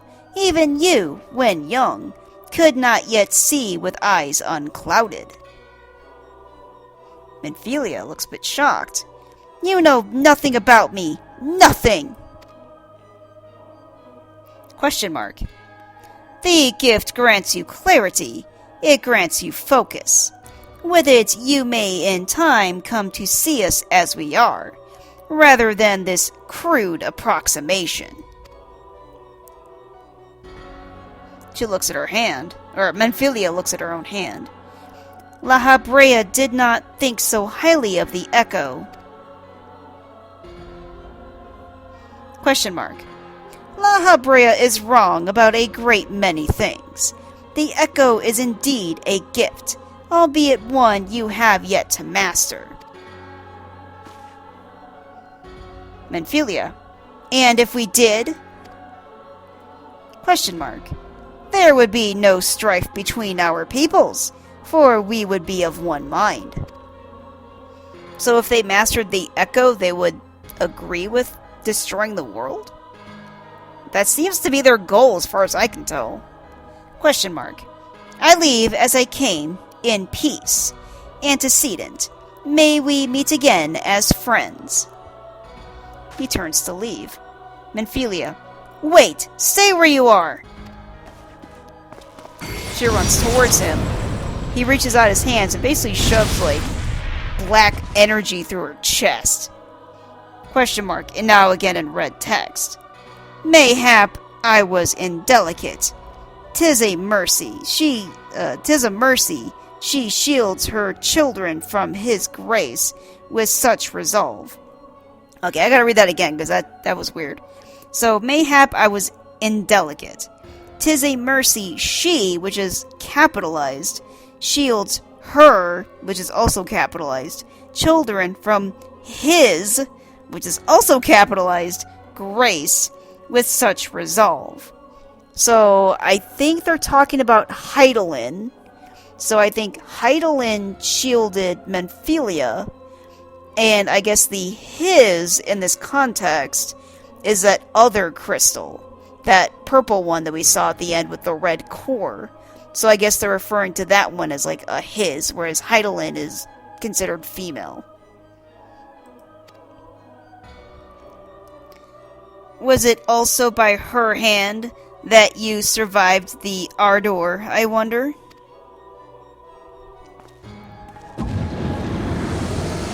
He had also had other texts that I missed, but I think it said something like, "Are you so barbaric that you now attacked an envoy?" or something like that. Ophelia. Ugh. I take it there is no need to explain. She slowly gets to her feet. Save your concern. He did me no lasting harm. Whatever his intention was, it was not to kill. Yeah, I feel like if it was, you probably would be dead. Urianger and Tataru burst into the room. Tataru, she's all like freaking out. I heard a cry! What happened? Are you alright? You look faint. Do you need to lie down? I could fetch you a flask of my special tonic. Menphilia nods and looks to Urianger. Menphilia. Urianger, send word to the students of Baldesion. Tell them to scour the archives, the forbidden tomes in particular. If there is any reference to an Ascian robed in white, however oblique, I would know of it. Urianger. An Ascian, my lady? Was that what gave you cause to cry out? She nodded. Urianger. I did but moments ago glimpse a figure clad in white, set forth from the waking sands. Yet Ascians are wont to employ teleportation magics. Why would this one be so brazen? Menphilia. I know not and care not. Find him, Suicune. Turn every stone in Vesper Bay if you have to. I nod. Stoically. Urianger. Pray attend me, Tataru. Tataru's like, okay. Doesn't look very happy. She's like, we don't need 2.0 of everyone dying in this place. That would not be good.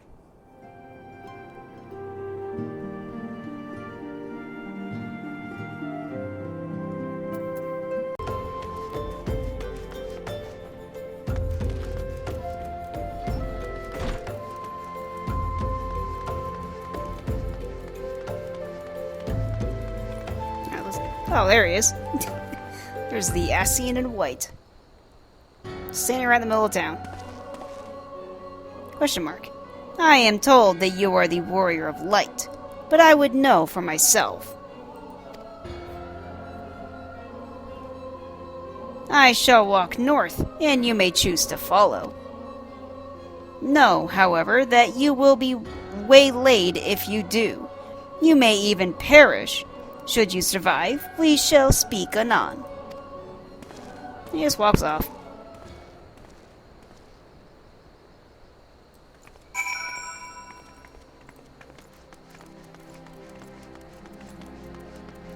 Alright.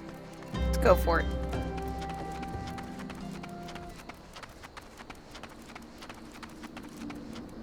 I am being judged. So judgmental, jeez.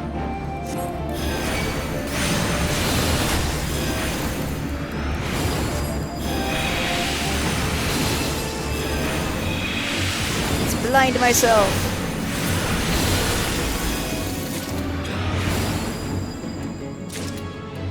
Cool.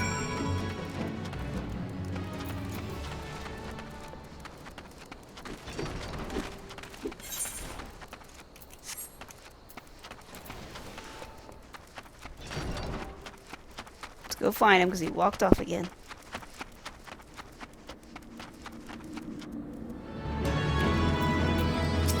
It's a big gargoyle thing. Let's go kick its ass. I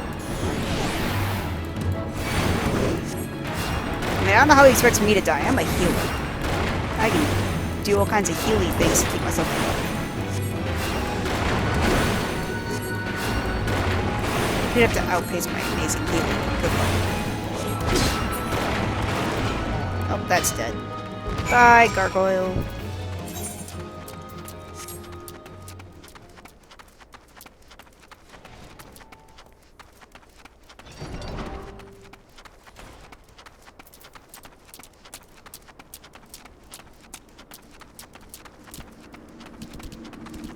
You are being judged.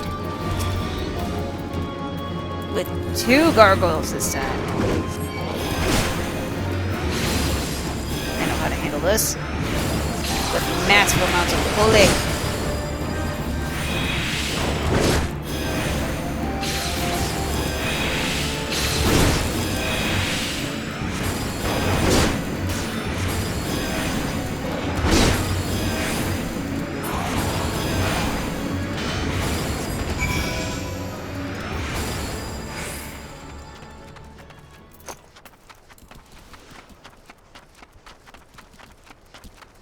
Alright, well now that the gargoyles are dead, let's go find this Asian dude.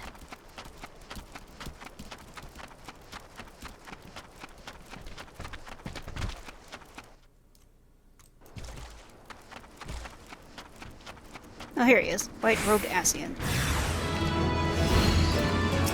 Oh, I'm getting attacked by black-robed Asians now. Probably another test or whatever. That's fine. I shall kick their booties.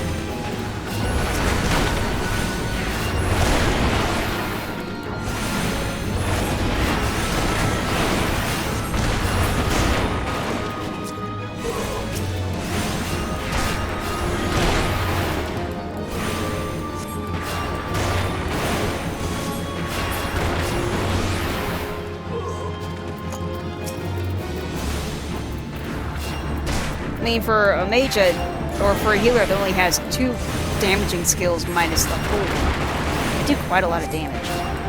But I also think I'm still, like, overgeared for where I am. Plus, I'm level 59, and I'm supposed to be at level 50. Alright, let's speak to this right-robed Asian.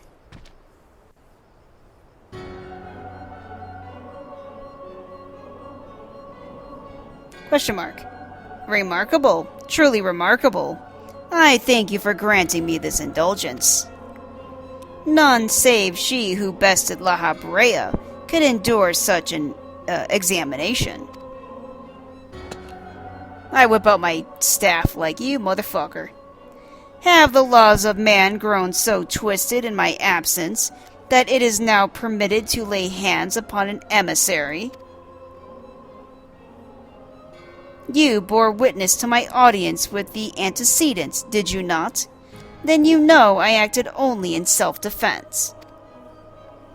I realize the same cannot be said of La Brea. Even amongst his brethren, he is considered unique. Nevertheless, I cannot wholly condemn his misdeeds, for through them we discovered you, one so strong in the gift that she could cast us out. I'm still holding my staff, like, don't you take one fucking step. Your mother favors you still, and mother's capitalized, so I think they mean Heidelin. Favors you still. That much is plain. But surely you must feel it. Her influence wanes. Her strength shall soon be spent. These lands, these people, this world, all shall soon change. As it was, so shall it be again, as it should always have been. Doubt my claims and question my motives, if you will. Only believe me when I say this. I am Elidibus.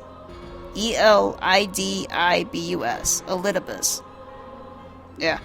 Emissary, bearer of the word of the one true God. And we shall meet again. He smiles. Oh, quirky smile. No, like, cocky smile going on there. I'm so a little confused about, like, where he thinks we're gonna be friends. Or at least Menphilia. He's like, Oh, well, if you did master the Echo, then you and I would be friends. Duh. Like, where is that coming from? You, as far as I can tell, want to destroy the world. I don't see how understanding the Echo would align me to that goal. Because I kind of live in the world.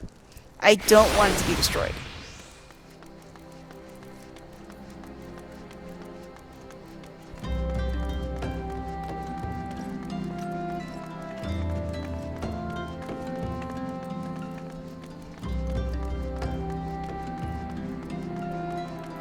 I mean, at least he didn't attack anyone, so I mean, that's fair. Let's see what Tatru has to say. Where were you, Suikyun? Did you find the man in white?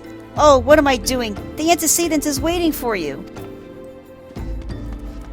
I did find the man in white, actually.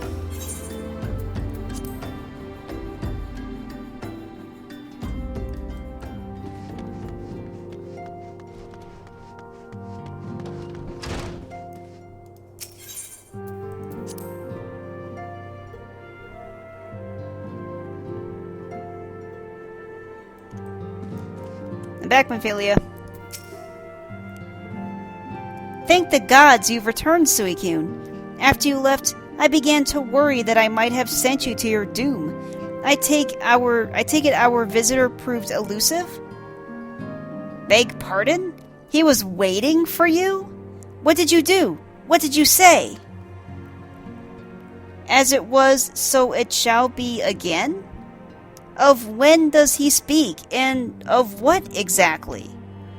The words of this Elidibus portend much, but reveal nothing, save perhaps a measure of disdain for La Brea. I had hoped for answers, but it seems I shall have to be content with a wealth of additional questions.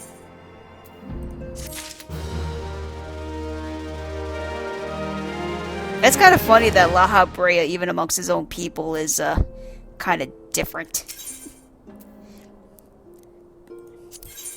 Build on the stone. Let us set aside the matter of this Ascian until after we have completed our move to Rising Stones. There is but one final favor I would ask of you before I depart. I believe I mentioned before that my father was a member of the Alamigan Resistance. The truth, however, is more complicated than that. As far as the Empire knew, he was their spy. He maintained the deception for nigh on half a decade, furnishing the Resistance with vital Imperial secrets, while feeding his paymasters subtly conceived misinformation. When he died some 15 years ago, my father left behind his journal, which I have closely guarded ever since. It contains every shred of information he and his agents could steal, and what they believed to be the single greatest threat to Eorzea, the Primals. Its wisdom has guided me through the years, though there is much within I still do not understand. It is my hope that Urianger will fare better. Tell him to treat it with care. It is all I have left of my father. I mean, you could do it yourself, but okay.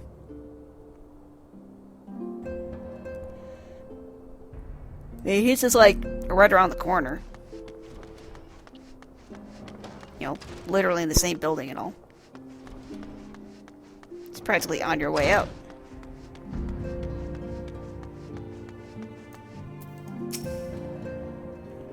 Urianger, I thought thee departed. To what end dost thou linger? Let's see, Warburton's Journal. The legacy of Menphilia's father, who perished in the parade incident of 1562, when a Gabu broke free of its magical fetters and ran amok through the streets of Ul'dah. Contains a wealth of stolen Imperial research on the Primals, as well as other information which has yet to be deciphered.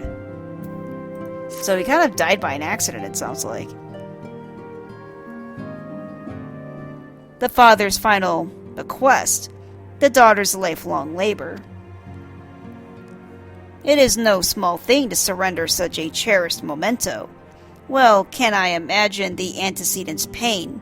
Upon mine honor, I swear to spare no effort in the study of these materials, lest my lady's sacrifice be in vain. Sudden cutscene. I'm getting a phone call.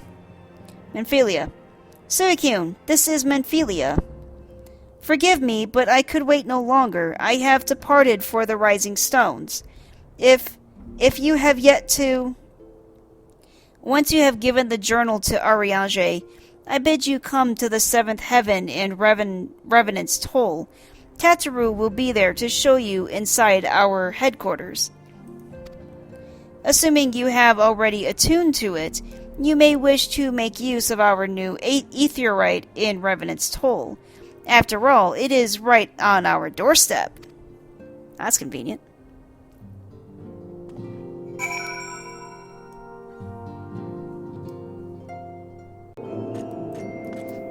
Alright, let's talk to Tataru.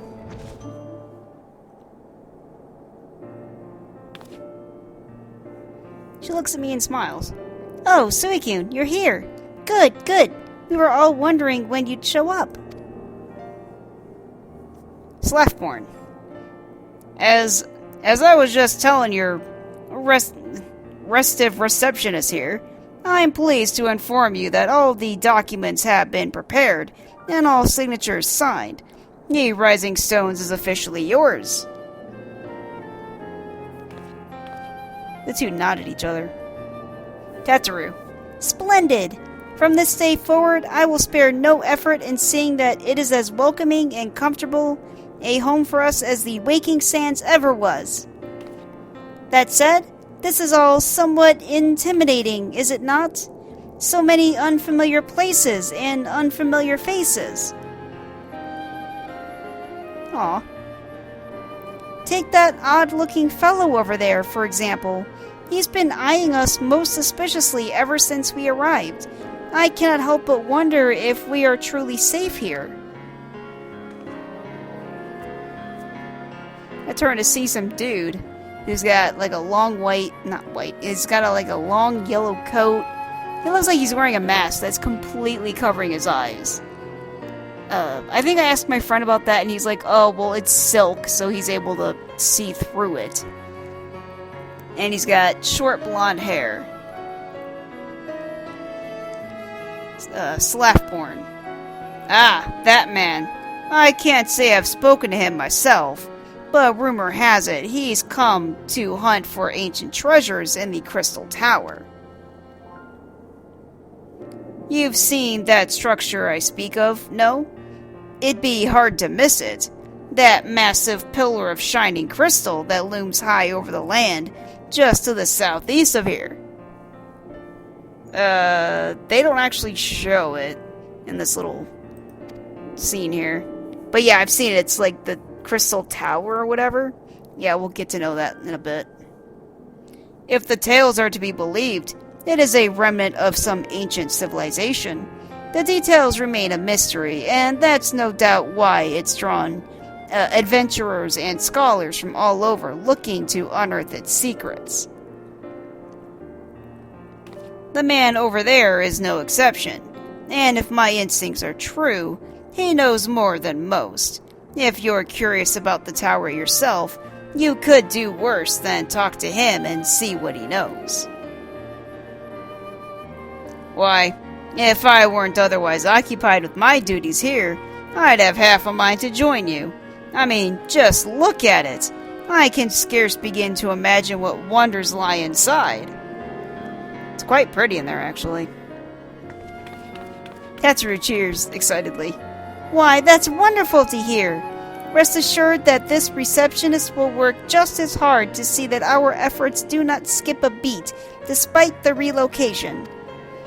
And with that, Suicune, I do believe it's time you officially announced your presence to everyone inside. The antecedent and others will surely be overjoyed to see you. She's so happy. She walks off. We get a good look at the guy in the very long yellow jacket. He's got his arms crossed. And he's got the mask covering his face. The Crystal Tower Quest series is now available from the Outlandish Man. In order to progress into the main scenario, you must first complete certain quests in the Crystal Tower series. While you are granted a respite from your duties as a Scion, use your time to probe the depths of the Crystal Tower and see what ancient secrets may be gleaned. So the story's gonna make you do it eventually.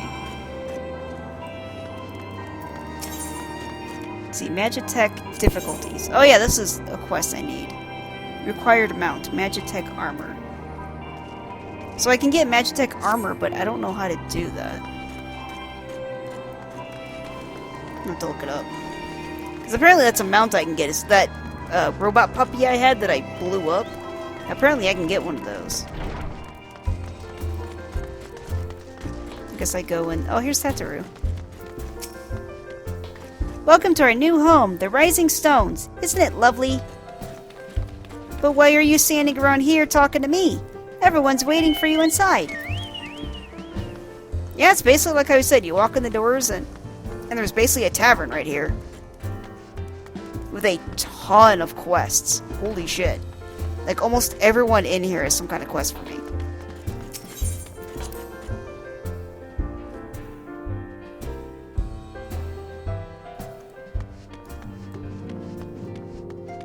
Oh, I see Flamin'. She's behind a desk. Kind of also looks like a bar right there too. See Papa Mio and Yida and some dude called Hori Boulder. He looks tired.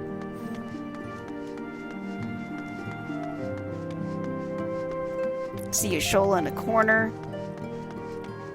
See some person, I don't know who that is. Coltonet. Oh, let's speak to some peeps. Speak to Yashola. She's reading a book. As you can see, our Charlian allies have furnished us with a wealth of new tomes.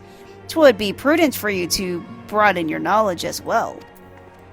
If only I could. Oh, here's Thancred. I didn't even see Thancred. He's kind of off in his own corner behind some stuff. As ravishing as ever. Perhaps for old time's sake, she would... Gods, Suikyu, don't sneak up on me like that. We bards are easily startled lot. Says in his version of the stones. Yeah, my friend never accompanies me to like the Waking Sands or anything. I think it's a single player instance. So he can't actually join me in here. Fullman. Oh? You wish to help? That's very kind of you, but I can manage on my own. Besides, you should be out having grand adventures, not withering away here with me.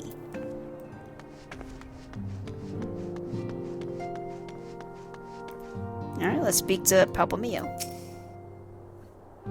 So here we are, completely independent and unquestionably neutral. Or at least more so than before. Truth be told, I cannot say it feels that different. Of course, Yida begs to differ. Yida's doing squats. Good for her. I love the smell of victory in the morning. It smells like sweat. No, Montoy sauce. No, victory! Yeah, victory! Who would have known that victory smells like victory? Awesome.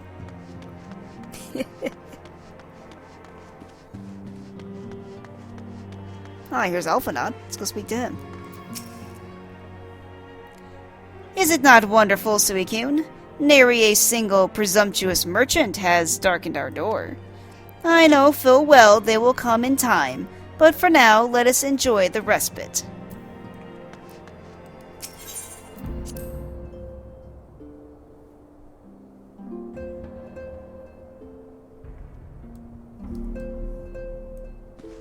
Couple of other... Oh, it's those two, like, emissaries that Alphanod brought earlier. They're just kind of chilling in a corner talking to each other. Let's talk to Manphilia.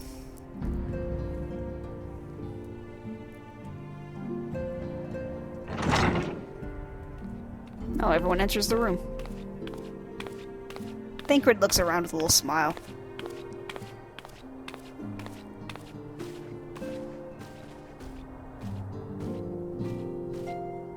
Then Philia nods. Well, it is certainly spacious. I mean, to me it looks basically as big as the other one, so... I really didn't notice a difference. Yeah, looks the same to me. She's got Louis Sua's cane hanging on the wall again. Right behind her desk like it was, and she smiles fondly at it. Today marks a new beginning for the Scions of the Seventh Dawn. For today we just declare our independence. Alphanod nods. Alphanod. We shall henceforth be beholden to no nation, but serve all of Eorzea's people proudly and openly. But this does not mean that we will sever our ties to the Eorzean alliance. On the contrary, the antecedent and I shall endeavor to strengthen them. Rest assured, however, that we shall not permit political consideration to influence our decisions. Then Philia. Our identity remains unchanged, as does our cause. We are Scions of the Seventh Dawn, and our singular purpose is to safeguard the future of Eorzea. Alphanod nods, and the others cheer. They're like, yay! Full agreement, and I nod, with a little smile. Scions of the Seventh Dawn, which is everybody. For Eorzea! Yay! Everyone seems to be in agreement, and then leaves. Then Philia. A moment of your time, Suicune. I would speak of Elidibus. Oh, Urianger showed up. Urianger. Pardon the intrusion, my lady, but the matter which bringeth me will admit no delay. Mine every attempt to contact the students of Beledesian hath been met with silence. Menphilia. No one will respond? He nods. How odd. Allow me to try. She calls them on her little earphone thingy. Uh-oh, she looks worried. No response. Surely they would not ignore us. Urianger. They have never yet, my lady. I fear we must assume the worst. Menphilia. No. No, I will not believe it. An outpost, perhaps, but not their headquarters. Their wards are beyond circumvention. Had they come under attack, they would most certainly have raised the alarm. None could penetrate their sanctum unnoticed. Then a thought comes to her. But for those who lack the gift and the knowledge both, oh no. Contact their agents in the field at once. If aught has befallen the students of Baldesian, they may know of it. Though the thought of it pains me, until such time as we have evidence to the contrary, we can but assume the worst. Accordingly, we must needs speak another source of information on Elidibus. Urianger nods. Urianger. 'Tis possible that others in the homeland are possessed of such knowledge. Be fairly warned, however, they are unlikely to yield it unconditionally. Menphilia nods. Do what you must. He nods in agreement. Then walks off. Menphilia. Another unforeseen and unwelcome development. What could be next, I wonder? A visit from a crimson-clad Ascian, perhaps? Or Orcher? Or Puce? And what of our allies will then fall silent? For a time, I thought we had gained the upper hand. When you shattered the Crystal of Darkness and cast out La Habrea, I dared to hope that we had found a way to rid ourselves of the Ascian menace. But I was wrong. He endures, and may yet return. Upon that point, I have no doubt that Elidibus speaks true. Yet there must be a way to destroy them utterly, a way to spare this world their unholy machinations. I dare not consider the alternative. There are forces at work we do not understand, Suicune. I discern them all around, in disturbances too great and too numerous to be dismissed as mere coincidence. Doubtless the paragons are involved, but how and to what end is far from clear. I know not what will come, but I do know that we will rise and meet it as one. I nod, stoically. Minfilia smiles. Ah, my stalwart hero, your face is a picture of resolve. I know that you will be ready when the time comes. With luck, however, that will not be for a while yet. Pray return to your private affairs, with my blessing. Should anything arise, you will be informed.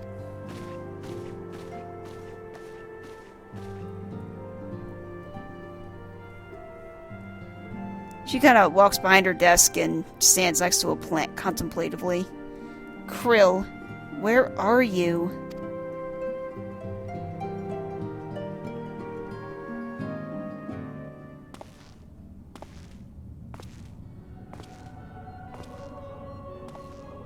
Oh. We see one of the white-robed Asians, and he's speaking in red text. And we're kind of, I guess, in their world. We've now teleported to, we're now looking at their world, I think. But all we're seeing right now is his feet. And his name is Nabriels. Nabrielus? Nabriales? Nabrielus? Your intercession was not foretold.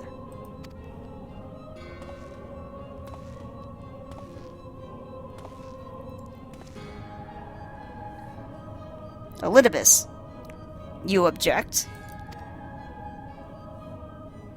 Nabrielus. Oh, Nabrielus, I think, is a guy in black robes. But you can actually see his head, kind of. He's got short blonde hair. We question. Our plans are in motion. Your intentions unclear. Elidibus. They survived the 7th Ardor, and are stronger now in the gift. Does that not intrigue you?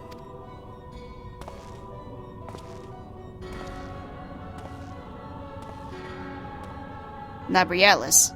No, it does not. Elidibus. Serve as you will, so too shall I. We labor not at cross purposes.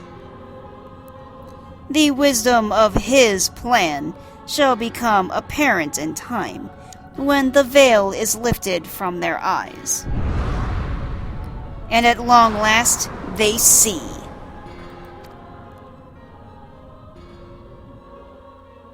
All I see is blackness.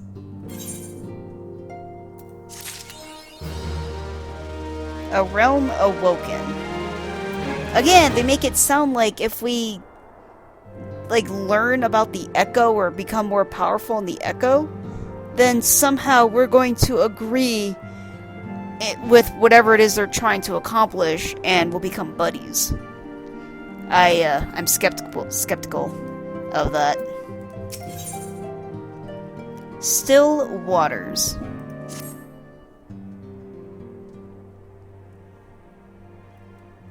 Minfilia. Truly, there is no rest for the weary. Scarce had I begun to make myself at home when I received a request for assistance from the, Imagina and Sons Mineral Concern. It would appear their storehouse in Horizon has been the target of a series of covert robberies. Minor as they seemed in isolation, occasional discrepancies in the manifests were long dismissed as clerical errors. It was only during the concern's annual audit that a pattern became apparent. Significant quantities of crystals, and only crystals were missing. I need hardly tell you what that may imply. Someone's trying to summon a primal.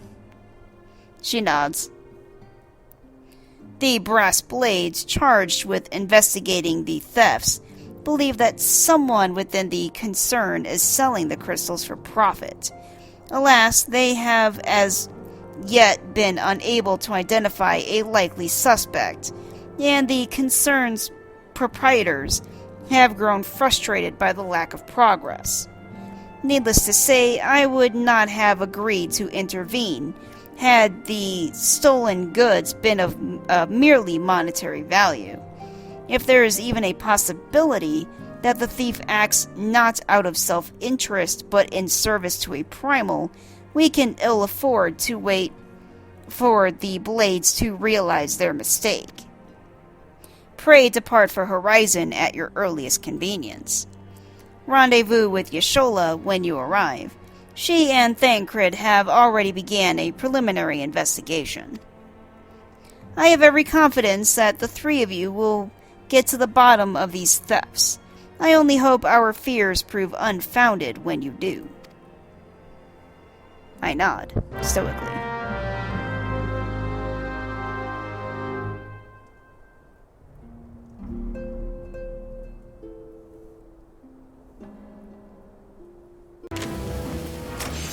Let's speak to the outlandish man. The guy that's got the yellow coat and the mask on. Legacy of Alig. Or Alag? Alig? Let's talk to this dude. Do I know you? Ah, unless I am very much mistaken, you are the famed adventurer who bested the Garlean Empire's general, are you not? The great Suicune Astromar herself. Amazing, and more than a little serendipitous. One might even call it fate. But I recently received word of a truly unique opportunity, you see. An opportunity the like of which none but one of your proven worth could take advantage. The reward? Not less than the accumulated knowledge of a fallen civilization. The risk? A single misstep could cost you your life. But what is a little danger to a storied hero such as you? A woman with absolute confidence in her own abilities stands to profit handsomely from this venture. No, I crave no recompense for my part in bringing this opportunity to your attention. The historic discoveries you shall make will be reward enough, I assure you. If my words have fanned the flames of your curiosity, then I bid you seek a man by the name of Rambros at St. Coinoc's Find. It is he who stands at the doorway to untold marvels, awaiting the arrival of a champion bold enough to march across the threshold.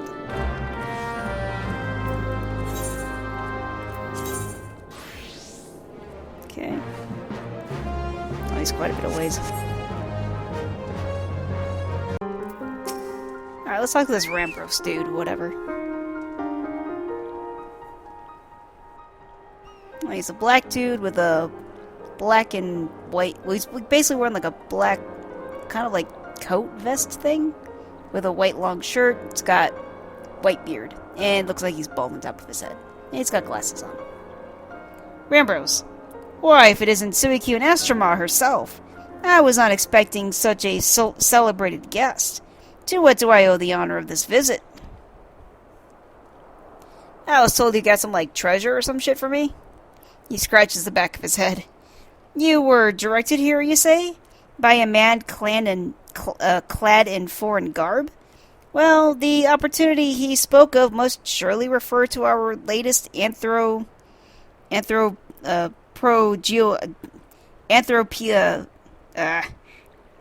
on. I can say this. Anthropogeological endeavor. Quite how he came to know of it is another matter. All knowledge of this project was supposed to be restricted to my organization. But that is something for me to ponder in private. You are here now, and your service will, I am certain, prove invaluable. I must warn you, however, that the venture we have in mind is no simple excavation. An unprepared or incautious adventurer could very well find herself on an unplanned and unpleasant journey to Thal's solemn halls. Knowing this, do you still wish to lend us your cooperation? Of course. I rather thought you would say that. Your courage is scarcely a secret. Now, the first... Question mark. Suikyun? I thought it was you. Who's that? Oh, it's Sid. What brings you to Saint Coinax? Saint Coinax. Don't tell me. The Alliance has sent you on another realm-shaking, history-making mission to lay low an apparently insuperable foe? Yes? No? Rambros. Ah, I see you two are already acquainted. That is well. Master Garland, our intrepid hero here, caught wind of the forthcoming expedition, and has kindly pledged to assist us. Sid. She has she? Glad to have you aboard, Suikyun. You don't have the faintest idea what you volunteered for, do you? Very well, let us begin at the beginning. Yeah, you probably should. The Sons of St. Coinac are tasked with unearthing the secrets of the long-fallen Alagan Empire, and this present endeavor aims to delve more deeply into the civilization's mysteries than ever before. But I know that look. In the event that you feel ill-equipped to contribute much on the subject of elegant archaeology, I invite you to recall your encounter with the Ultima weapon.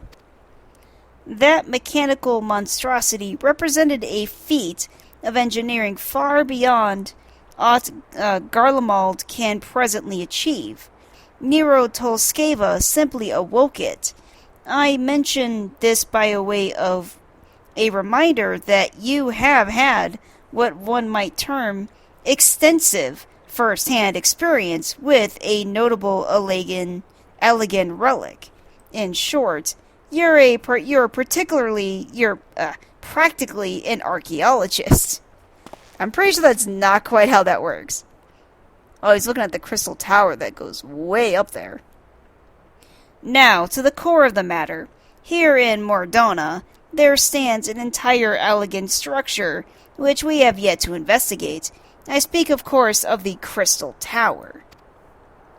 After witnessing the destructive capabilities of the Ultima weapon, and the Lesser Moon Dalamud before it, it seems wise to treat any remnants from that era with the utmost caution.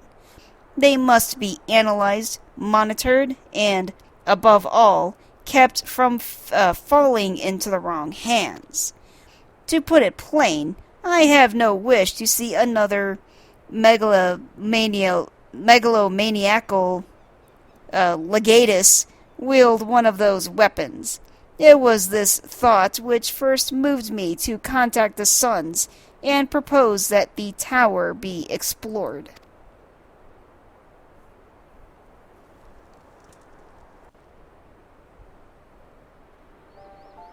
Oh, good little cutscene. We're seeing Sid. For several millennia, the Crystal Tower remained hidden, buried deep underground. But like so many other things that were better left undisturbed, the structure was freed from its stony prison by the great upheaval which accompanied the coming of the Seventh Umbral Era. It now stands revealed in all its splendor, a gleaming spear of crystal pointed at the bosom of the heavens. I mean, it is really fucking tall. Sid looks to his left, but there's a statue with a red sword, with left and right. And there's like a red something or other, like red stone, that lead to the center where he stands before it. He's got a thought. Let's see. He bends down and picks up a stone.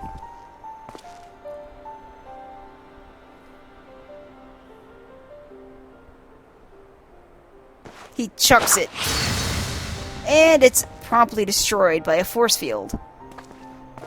Sid. This is like in a flashback that he's showing.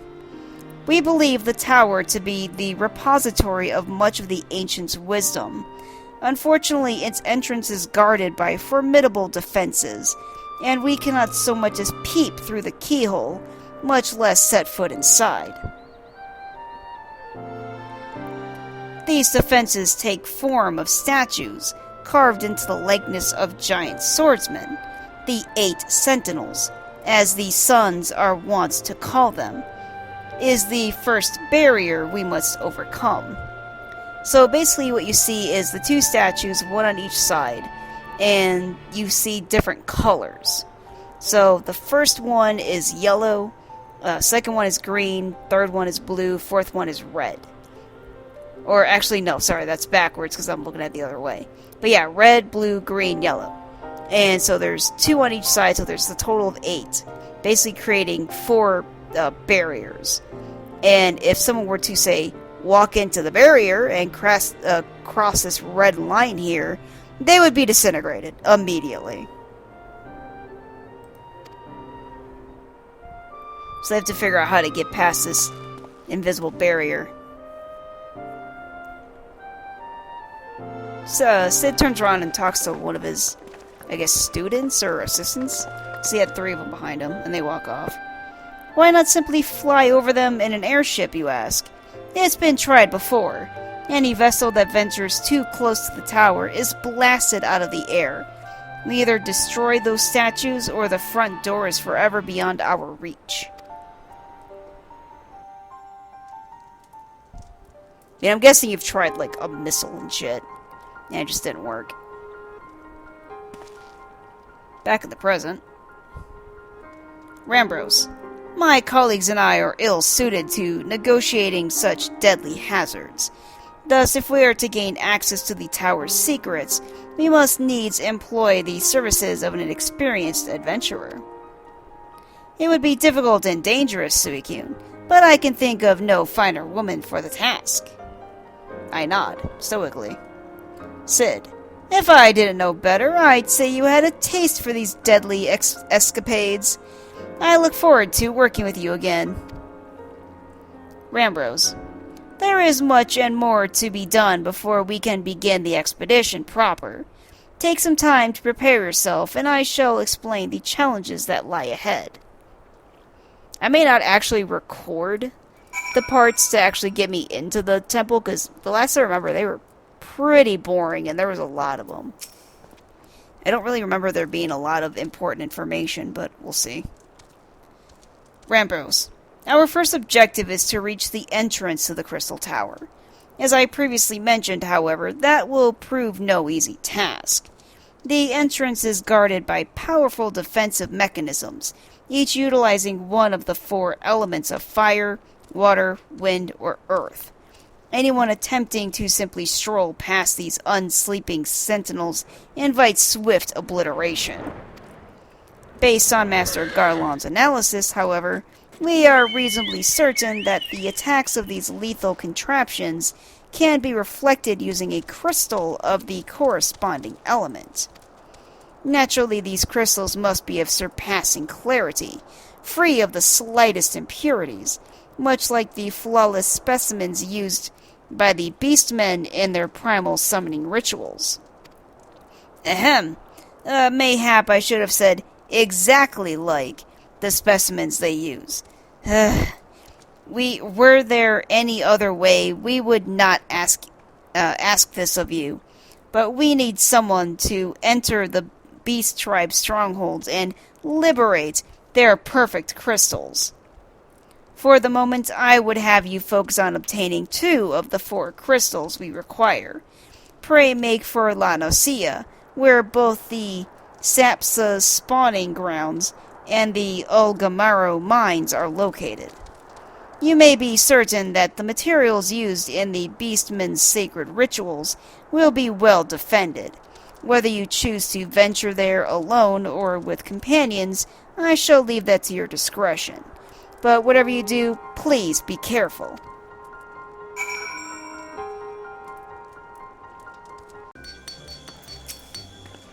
Serendipity. Ah, Mistress Estrema. Welcome, welcome. What brings you here, if I may ask? I got some money. Give me some stuff.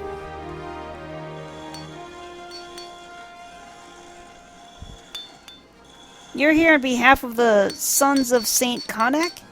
What fortunate timing. I was just about to contact Master Rambros with the news that we finally managed to acquire a quantity of fire-aspected ether sand. I'm afraid it may be some time before we can supply the other 3 varieties, but you are welcome to settle accounts for that which we have now. Pray speak with Jemime over the... I do beg your pardon. It seems she's assisting another customer. Oh, I know this dude. It's Biggs. Come on, there must be something you can do. Without that sand, we'll have to rethink our whole design. Jemime. I sympathize with your plight, sir, but as I explained, the ether sand in question is already spoken for. If you'd like to reserve the next shipment, then I would be happy to accept funds you've offered as partial payment. Partial? Are you saying it's not enough? I'm already stretching our resource budget as it is. I suppose a man can do without a midday meal for a year or two. What's up? Hey Biggs, what's up?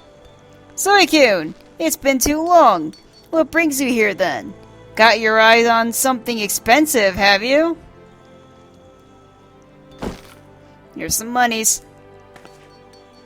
Big bag of money. Very big bag of money. Jemime, well now, that is quite a money pouch. The sound of so many gil clinking together is strangely satisfying, is it not? Calming, and yet invigorating at the same time. Biggs, oh no, you're here for the blooming ether sand, aren't you? Yep, I am. Got important business. Well, I can't deny the elegant civilization's a subject worth researching. The chief said he was looking into something big, but we never thought to ask him what. Wedge and I have been too busy tinkering with the new airship design to think of much else, see? Well, I say tinkering. Wrestling would be more like it. So, after much wringing of hands and gnashing of teeth, we've managed to put together a prototype crystal-powered propulsion system. We got the idea for it when we heard how you lot had used a corrupted crystal on board the Enterprise. As a matter of fact, anyway, to cut a long story short, our design calls for all 4 varieties of ether sand. And that's why I can't just relinquish my claim on this batch here. Even for you, lass. How are we meant to usher in a brave new age of technological innovation, if not by technologically innovating, eh? Jemime. Ahem.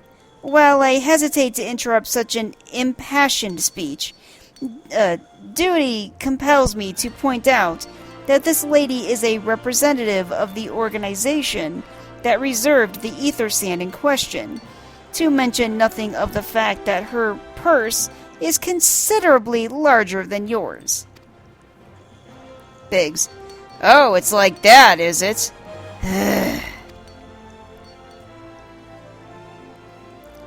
Alright. This batch is yours. I'll let you have it. But if you're gonna take my sand, it's only fair that you grant me a role in this project of yours. I'll take that as a yes. It's not every day you get a chance to experiment with the wonders of the ancients. With my luck, they'll inspire me to think up another technological innovation or two. In case you're wondering why I'm getting ether sand, I collected all 4 crystals, and I just didn't bother saving those because they were really boring. It was just, oh, cool, go get crystals. Oh, you got crystals? Here, get 2 more crystals. Cool, now you gotta get ether sand. So, that's where we're at. Let's go speak to Biggs. Now then, from what you've told me, I'm guessing you'll be needing the other 3 varieties of elementally aspected ether sand as well, right? Then, rather than sitting on your rump waiting for a shipment that may never come, I reckon your time would be better spent looking for the stuff yourself. And it just so happens that I know of a good place to start. There is said to be a peddler in northern Thenelon who, very occasionally, handles the earth-aspected variety of ether sand. Wedge is in the process of confirming the rumor as we speak. I know what you're thinking. When did my timid little friend decide he didn't need me to hold his hand anymore? The answer being, just the other day. Seems he's been inspired by a certain adventurer's heroic example.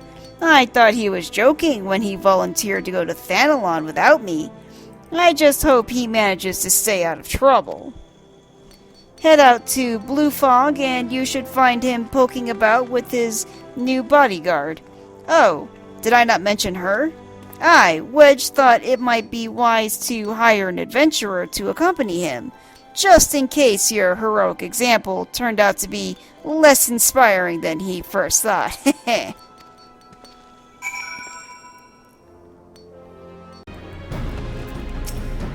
Alright, let's speak to this experienced adventurer. She looks like a dark elf type person, I think. I think that's what she is. Yeah, I think so. She's in chainmail armor, and she's got long white hair. Experienced adventurer. Save your greetings. If you are looking for a hired blade, then you'll have to look elsewhere. After the day I've had, the only company I crave is the squat, silent type. The type that has a handle and holds no less than a pint of ale. You wish to hear my tale? I warn you, 'tis no stirring epic. But as you asked, my employer, a Lalafellan lad, wished to pay a visit to a peddler who deals in some manner of special sand. I forget what it's called, but 'tis apparently worth a small fortune. Anyway, when we arrived, the man claimed his stock had been stolen by bandits. Determined not to return empty-handed, we crept into the bandit stronghold and set about locating the stolen goods. Long story short, alarums were raised, rogues were awoken, and we fled in a blind panic. I was separated from my employer in the confusion, and I've not seen him since. Oh, a friend of yours, is he? Then you'd best be prepared for the worst. 'Tis just possible the poor sod may yet be lost in the old, Amagina mithril mine, but I fear the bandits will have caught up with him by now. Alright, gotta go save Wedge.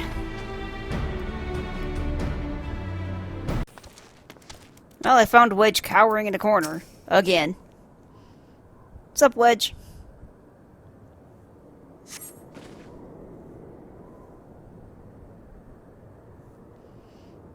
How could I be so stupid? Sneaking into a bandit's lair? It's just not the sort of thing I do. And now I'm going to die for it.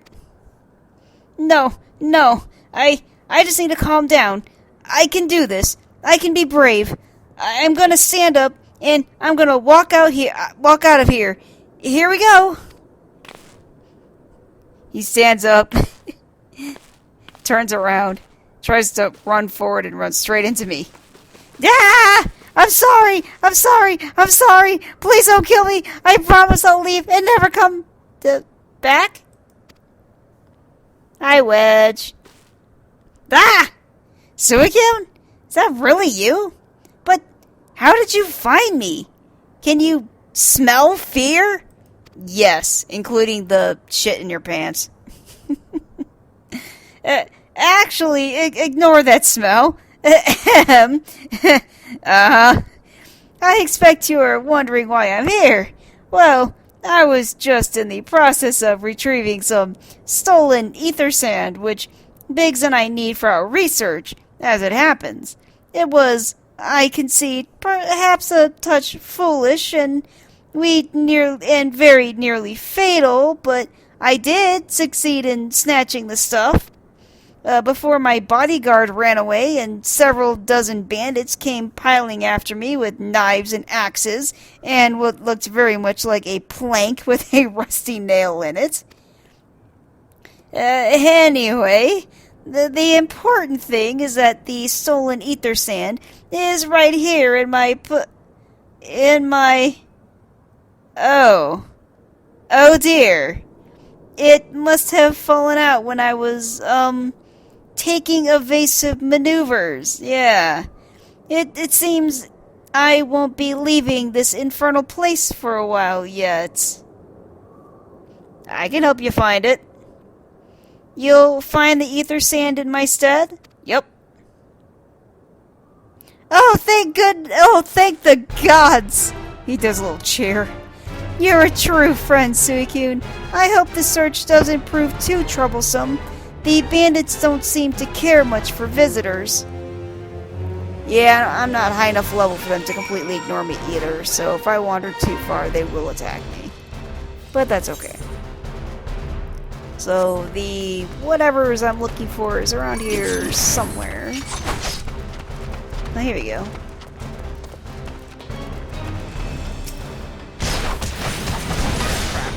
Alright, I'm being attacked by lots of things.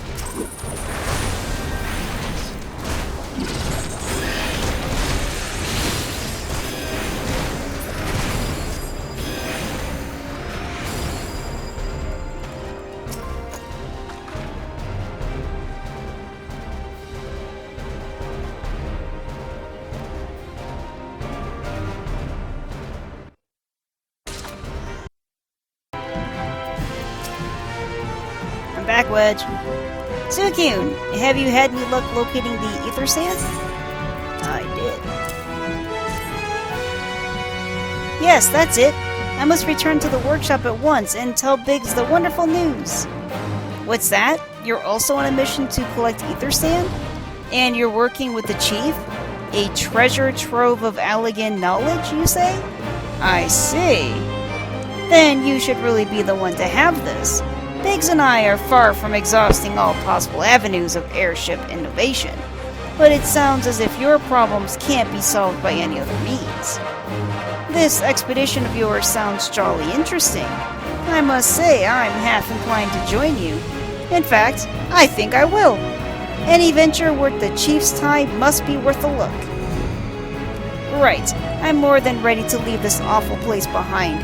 And you should return to Mordana with that ether sand before there are any more, little mishaps. Be sure to keep a close eye in your pocket, Suicune.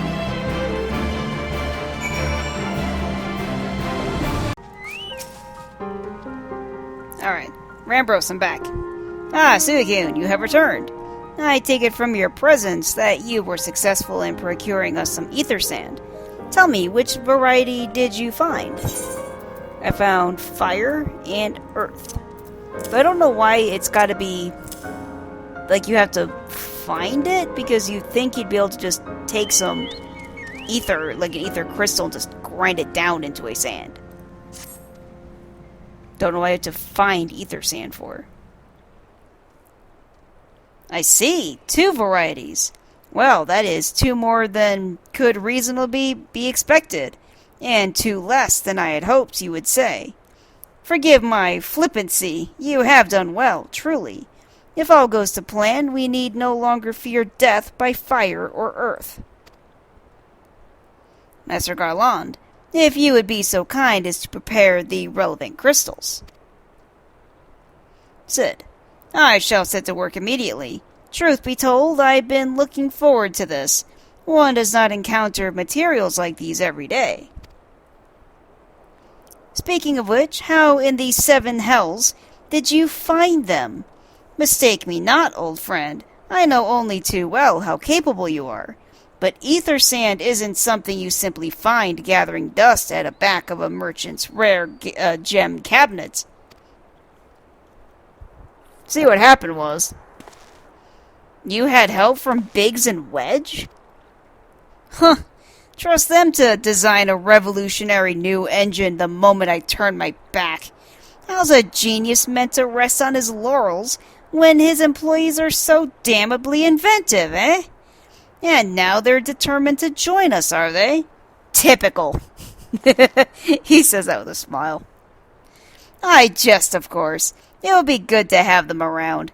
Still, as a matter of professional pride, let's endeavor to procure the 2 remaining varieties of ether sand before they arrive, shall we? Tell me, Rambros, have we any information on where the water and wind aspected types might be hiding? Rambros, not as of yet, but I have made certain arrangements. We shall soon see if my efforts have borne fruit. Sid, forgive me for observing, but you seem less than enthusiastic about that prospect.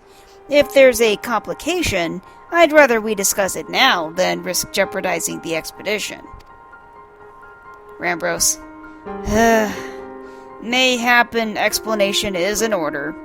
But first, let us savor the preliminary victory that Suicune has won for our cause, if only for a moment. Sure.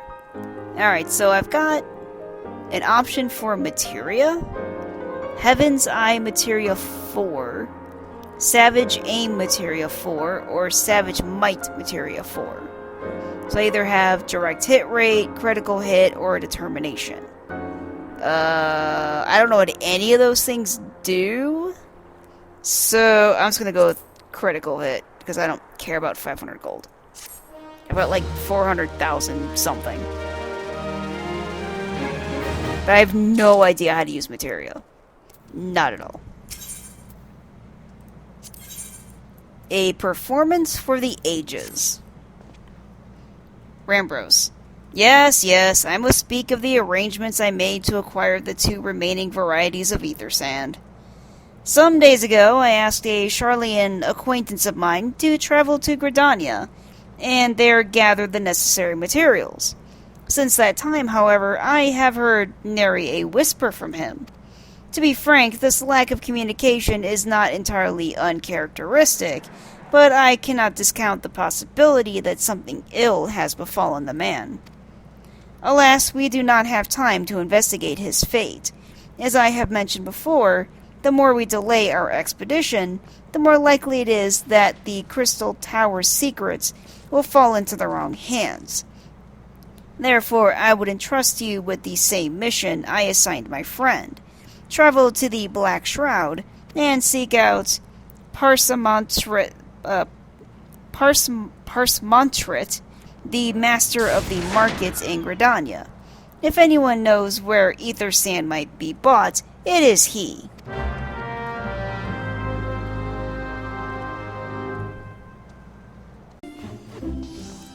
Oh yeah, now that I'm looking at him.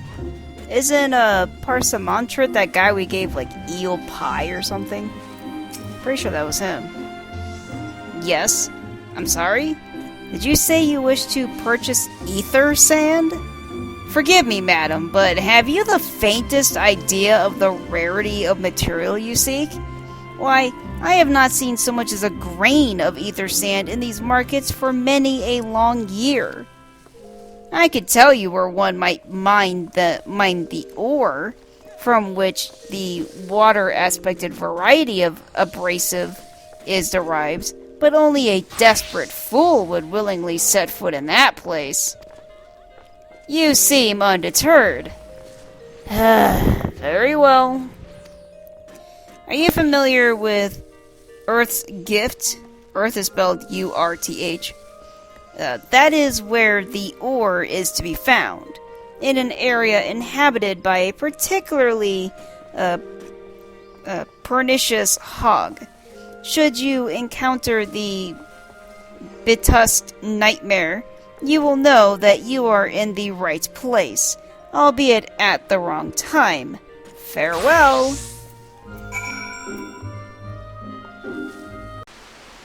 So, more happened than I thought was going to at this encounter here. I found the hog that he was talking about, but it was already dead.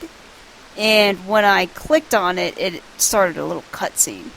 It says, Disembodied Voice. You are too late, adventurer. And not only for the entertainment. You will find no trace of the ore which but recently lay here. Nay, not so much as a speck. Like, where's that voice coming from? No, you will never spy me from there. For the time being, at least, you will have to trust the evidence of your ears. Now, stop squinting at the foliage and listen. As I told you, the water-blessed mineral you hoped to find is gone, taken by me. Victory has made me magnanimous, however. Accordingly, I have decided to share the location of an alternative source of ether sand with you. The wind-touched variety, to be specific. I trust I have your attention. Good. A band of Ixal in the North Shroud keep a quantity of the abrasive for the purpose of removing impurities from lesser crystals. Well, do you mean to dally here all day? Make haste, adventurer, before I snatch another prize from under your nose. This is to be a race. The Ixali logging grounds in the North Shroud shall be our destination, and that is where the real amusement will begin. May the best man win. Okay, that's a thing that's happening. A performance for the ages, alright. Alright, I found the wind-touched ether. It's a hostile presence. Let's go beat up this Ixali. Guess there's two of them. Or three of them. Oh, that's... Oh yeah, no, there's three. I thought maybe a random one showed up, but nope.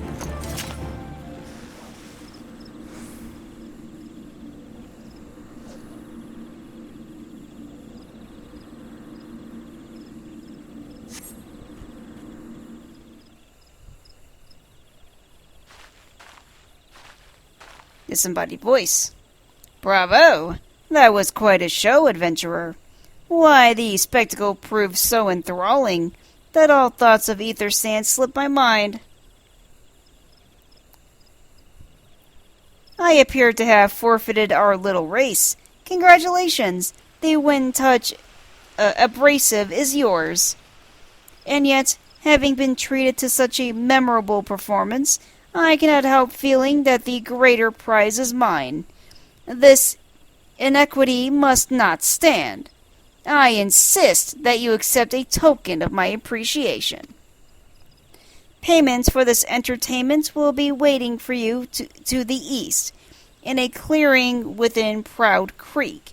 Pray retrieve the gift ere it is crushed beneath the iron feet of the Dullahans.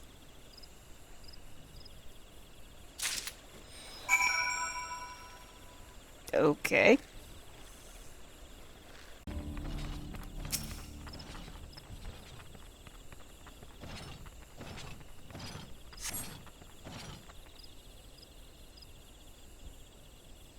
Disembodied voice. Now that I've found the ether sand. Now what were you expecting? I took the liberty of refining the ore from Earth's gift into ether sand. Do keep it safe, adventurer. Lest you accuse me of playing games, you should know that the thought of relinquishing my prize never once crossed my mind, until I saw you in action. Such deeds must needs be rewarded. It is my vocation, you see, to record history as is made by mortal men. And I much prefer to chronicle the accomplishments of the bold and the mighty. You and pretty much everybody else. Thus, it is my fervent wish that you continue your career with the same courage and zeal you have shown today. We shall meet again, adventurer, and sooner than you may imagine. I don't remember what's up with this person.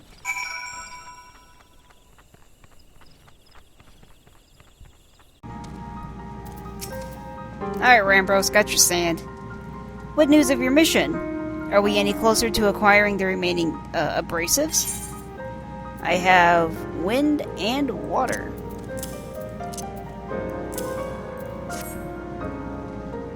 You brought both?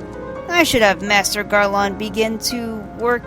Hold on. I shall have Master Garlon begin work on the crystals immediately. Cool. X potion, X ether, high elixir. Let's see. I want to get the one that restores MP. Because I do need all the MP I can get. It hasn't been an issue lately, but you never know. Sid. There. That should do the trick. It's got 4 crystals, each of the, like, green, blue, red, or yellow. And they kind of look like fangs. Like, it's almost like a slightly curved point. Kind of looks like a giant fang. Rambros. Excellent work. We now possess all 4 of the fangs. Oh, well, there you go. Required to pierce the Crystal Tower's defenses. My compliments, Master Garland. Oh, Sid. Oh, it was a trifling matter, I assure you. Suicune here is the one you should be thanking. Anyway, by my reckoning, there is nothing stopping us from striding up to the Allegan's front door. I mean, you could have tried one first to see if it would even work before you made me get all 3 of the other things. Question mark. You can't go without us, Chief. No, it's Biggs and Wedge.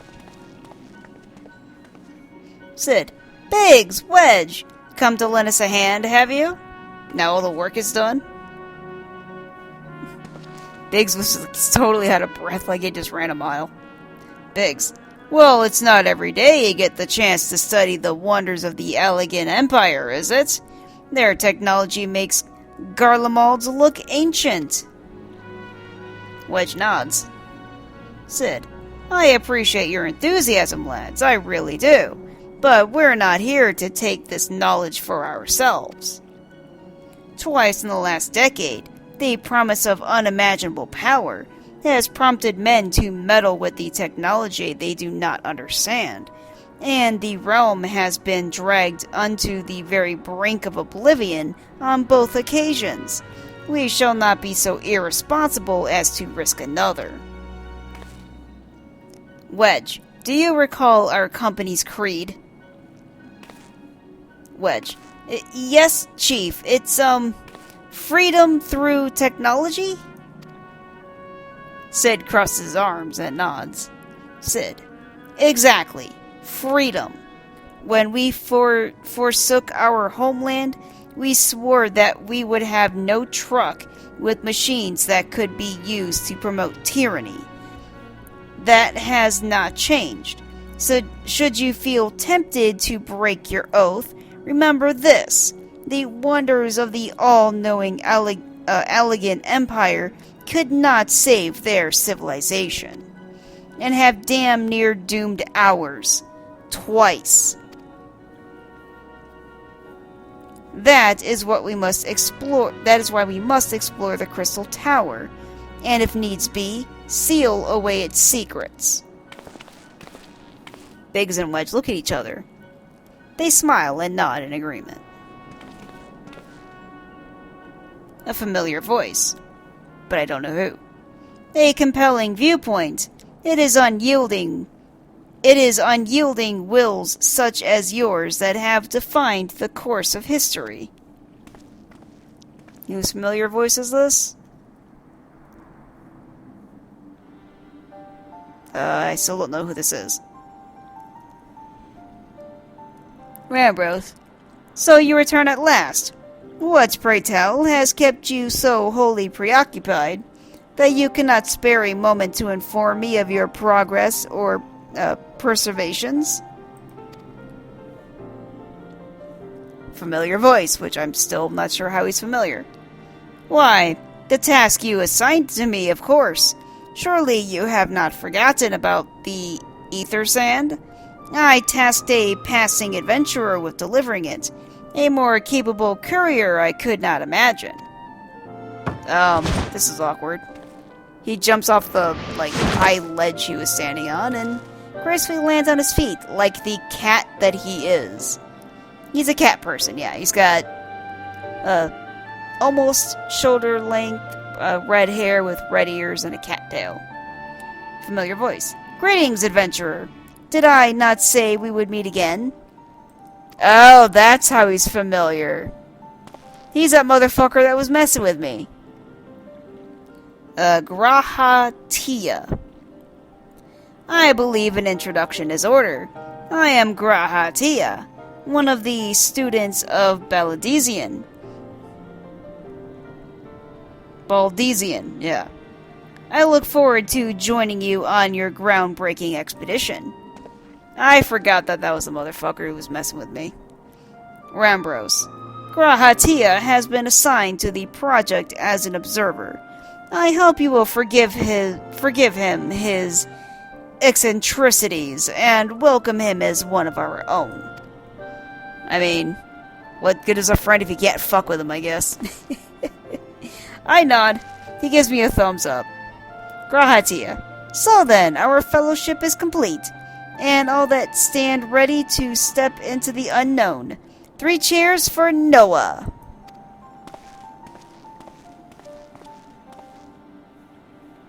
Sid. Noah? Grahatia. That is the name I have chosen for our little collective. Given our differing backgrounds, we cannot very well call ourselves the Sons of St. Quinac, can we? And we must have a memorable appellation of our venture, if our adventure is to leave its mark in the annals of history. I could claim that NOAA stands for Nominated Observers of Artifacts Historical, and so it does, technically.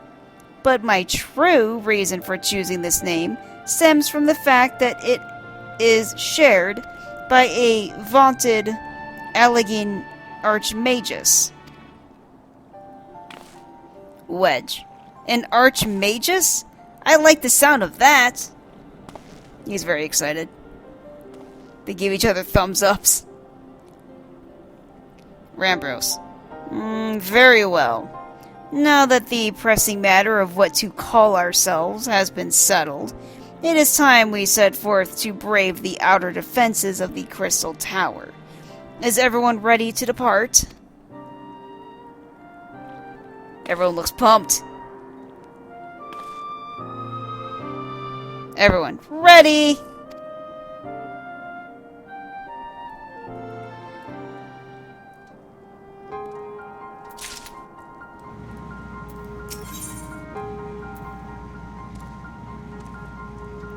Oops, not that one. That's not what I wanted. I want to speak to this Grahatia dude. Labyrinth of the Ancients. Grahatia. Esteemed colleagues, the secrets of ancient Alleg beckon. Let us not keep them waiting any longer. Adventurer, you and I will join the engineers at the Crystal Tower's main gateway, where we will endeavor to neutralize the structure's outer defenses. Try not to get blown up while you do that, okay? Rambros, meanwhile, will remain here and oversee the operation. Given my knowledge of Allegan history, it seems logical that I should lead the expedition itself, though I admit the role does not exactly befit my status as an observer. Still, we can but make use of the resources at hand. Assuming all are in agreement, let us proceed forthwith to the large lopsided gate found in the southeast.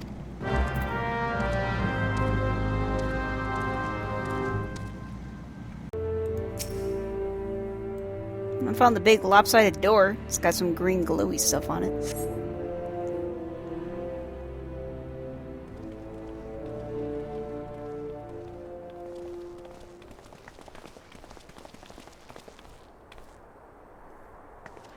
Sid. The Crystal Tower lies beyond this portal. Now comes the interesting part. Grahatia. Sid, you are the only one of our numbers who has ever crossed this threshold. I ask that you take the lead for the present.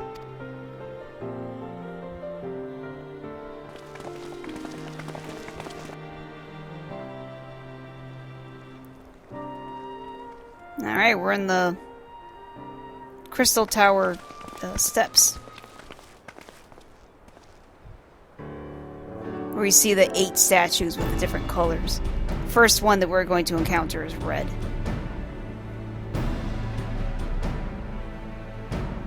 Give us a nice sweeping shot of the area. Where you can see all 4 colors in plain view.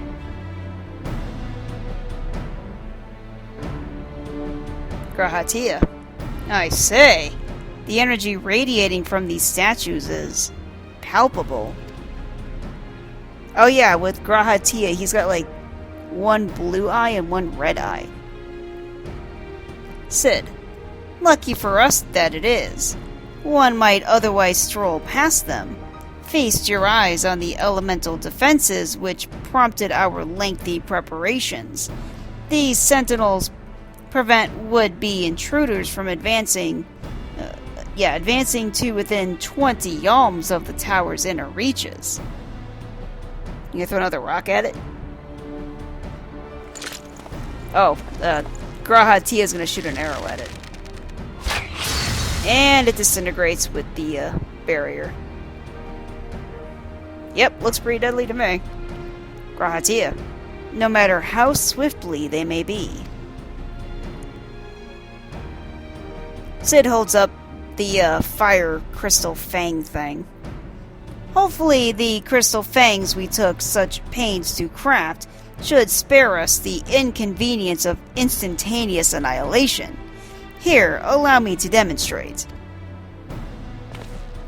Biggs. Chief, it's 2? Sid. Dangerous to allow anyone else to risk his life testing one? Quite right. I made the damn things. It's my job to see that they work. He slowly walks towards the first barrier of red. Holds his hand out. Shattered the barrier and the statues. Everyone cheers. Biggs is doing a very happy dance. Sid, success! Yay! Grahatia pounds his fist together. I, for one, am convinced. Friends, ready your fangs!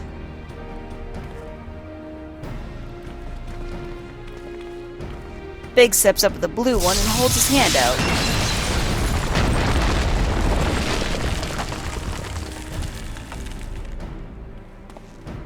Now Grahatia with the green.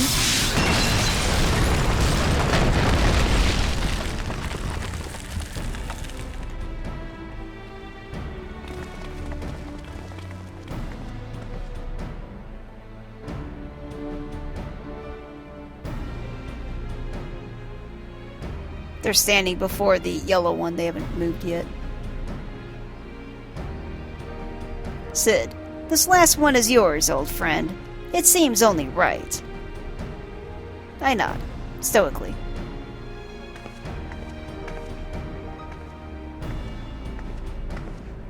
I approach the yellow barrier and hold the yellow fang fist out. I mean, the yellow fang out. There we go.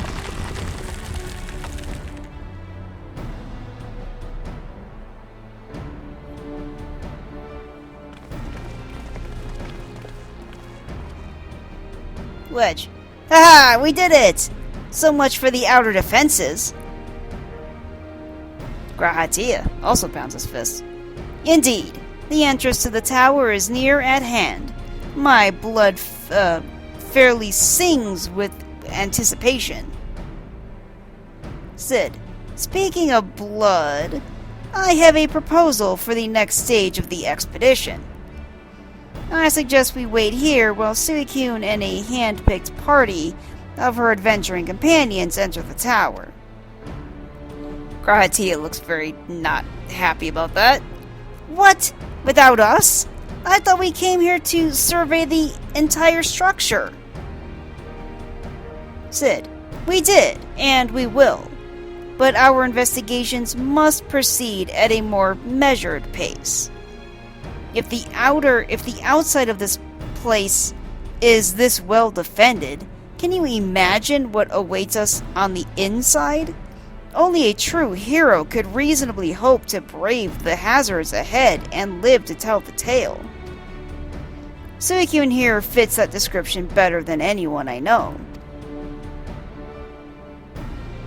And it is not as if we shall be idle in her absence.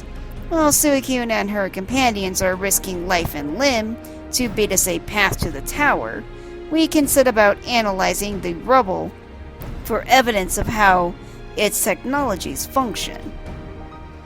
Your knowledge of ancient lore will be invaluable in this endeavor, Historian Grahatia. Grahatia. Bah! Do you ever tire of being right, old man?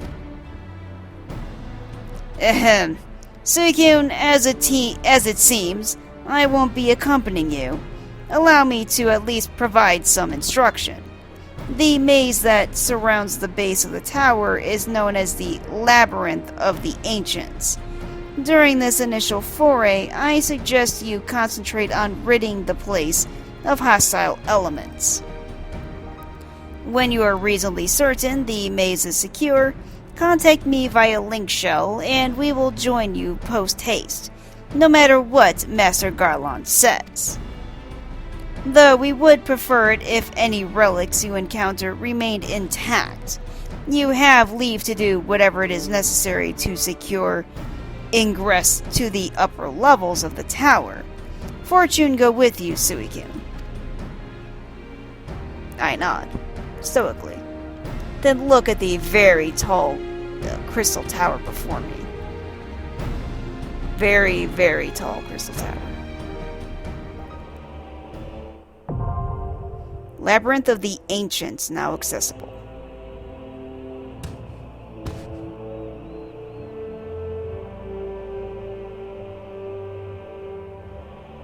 Duties for alliances. This duty is designed to be undertaken by an alliance, a squad of 24 adventurers formed of 3 full parties. This battle composition is reserved for large-scale duties only.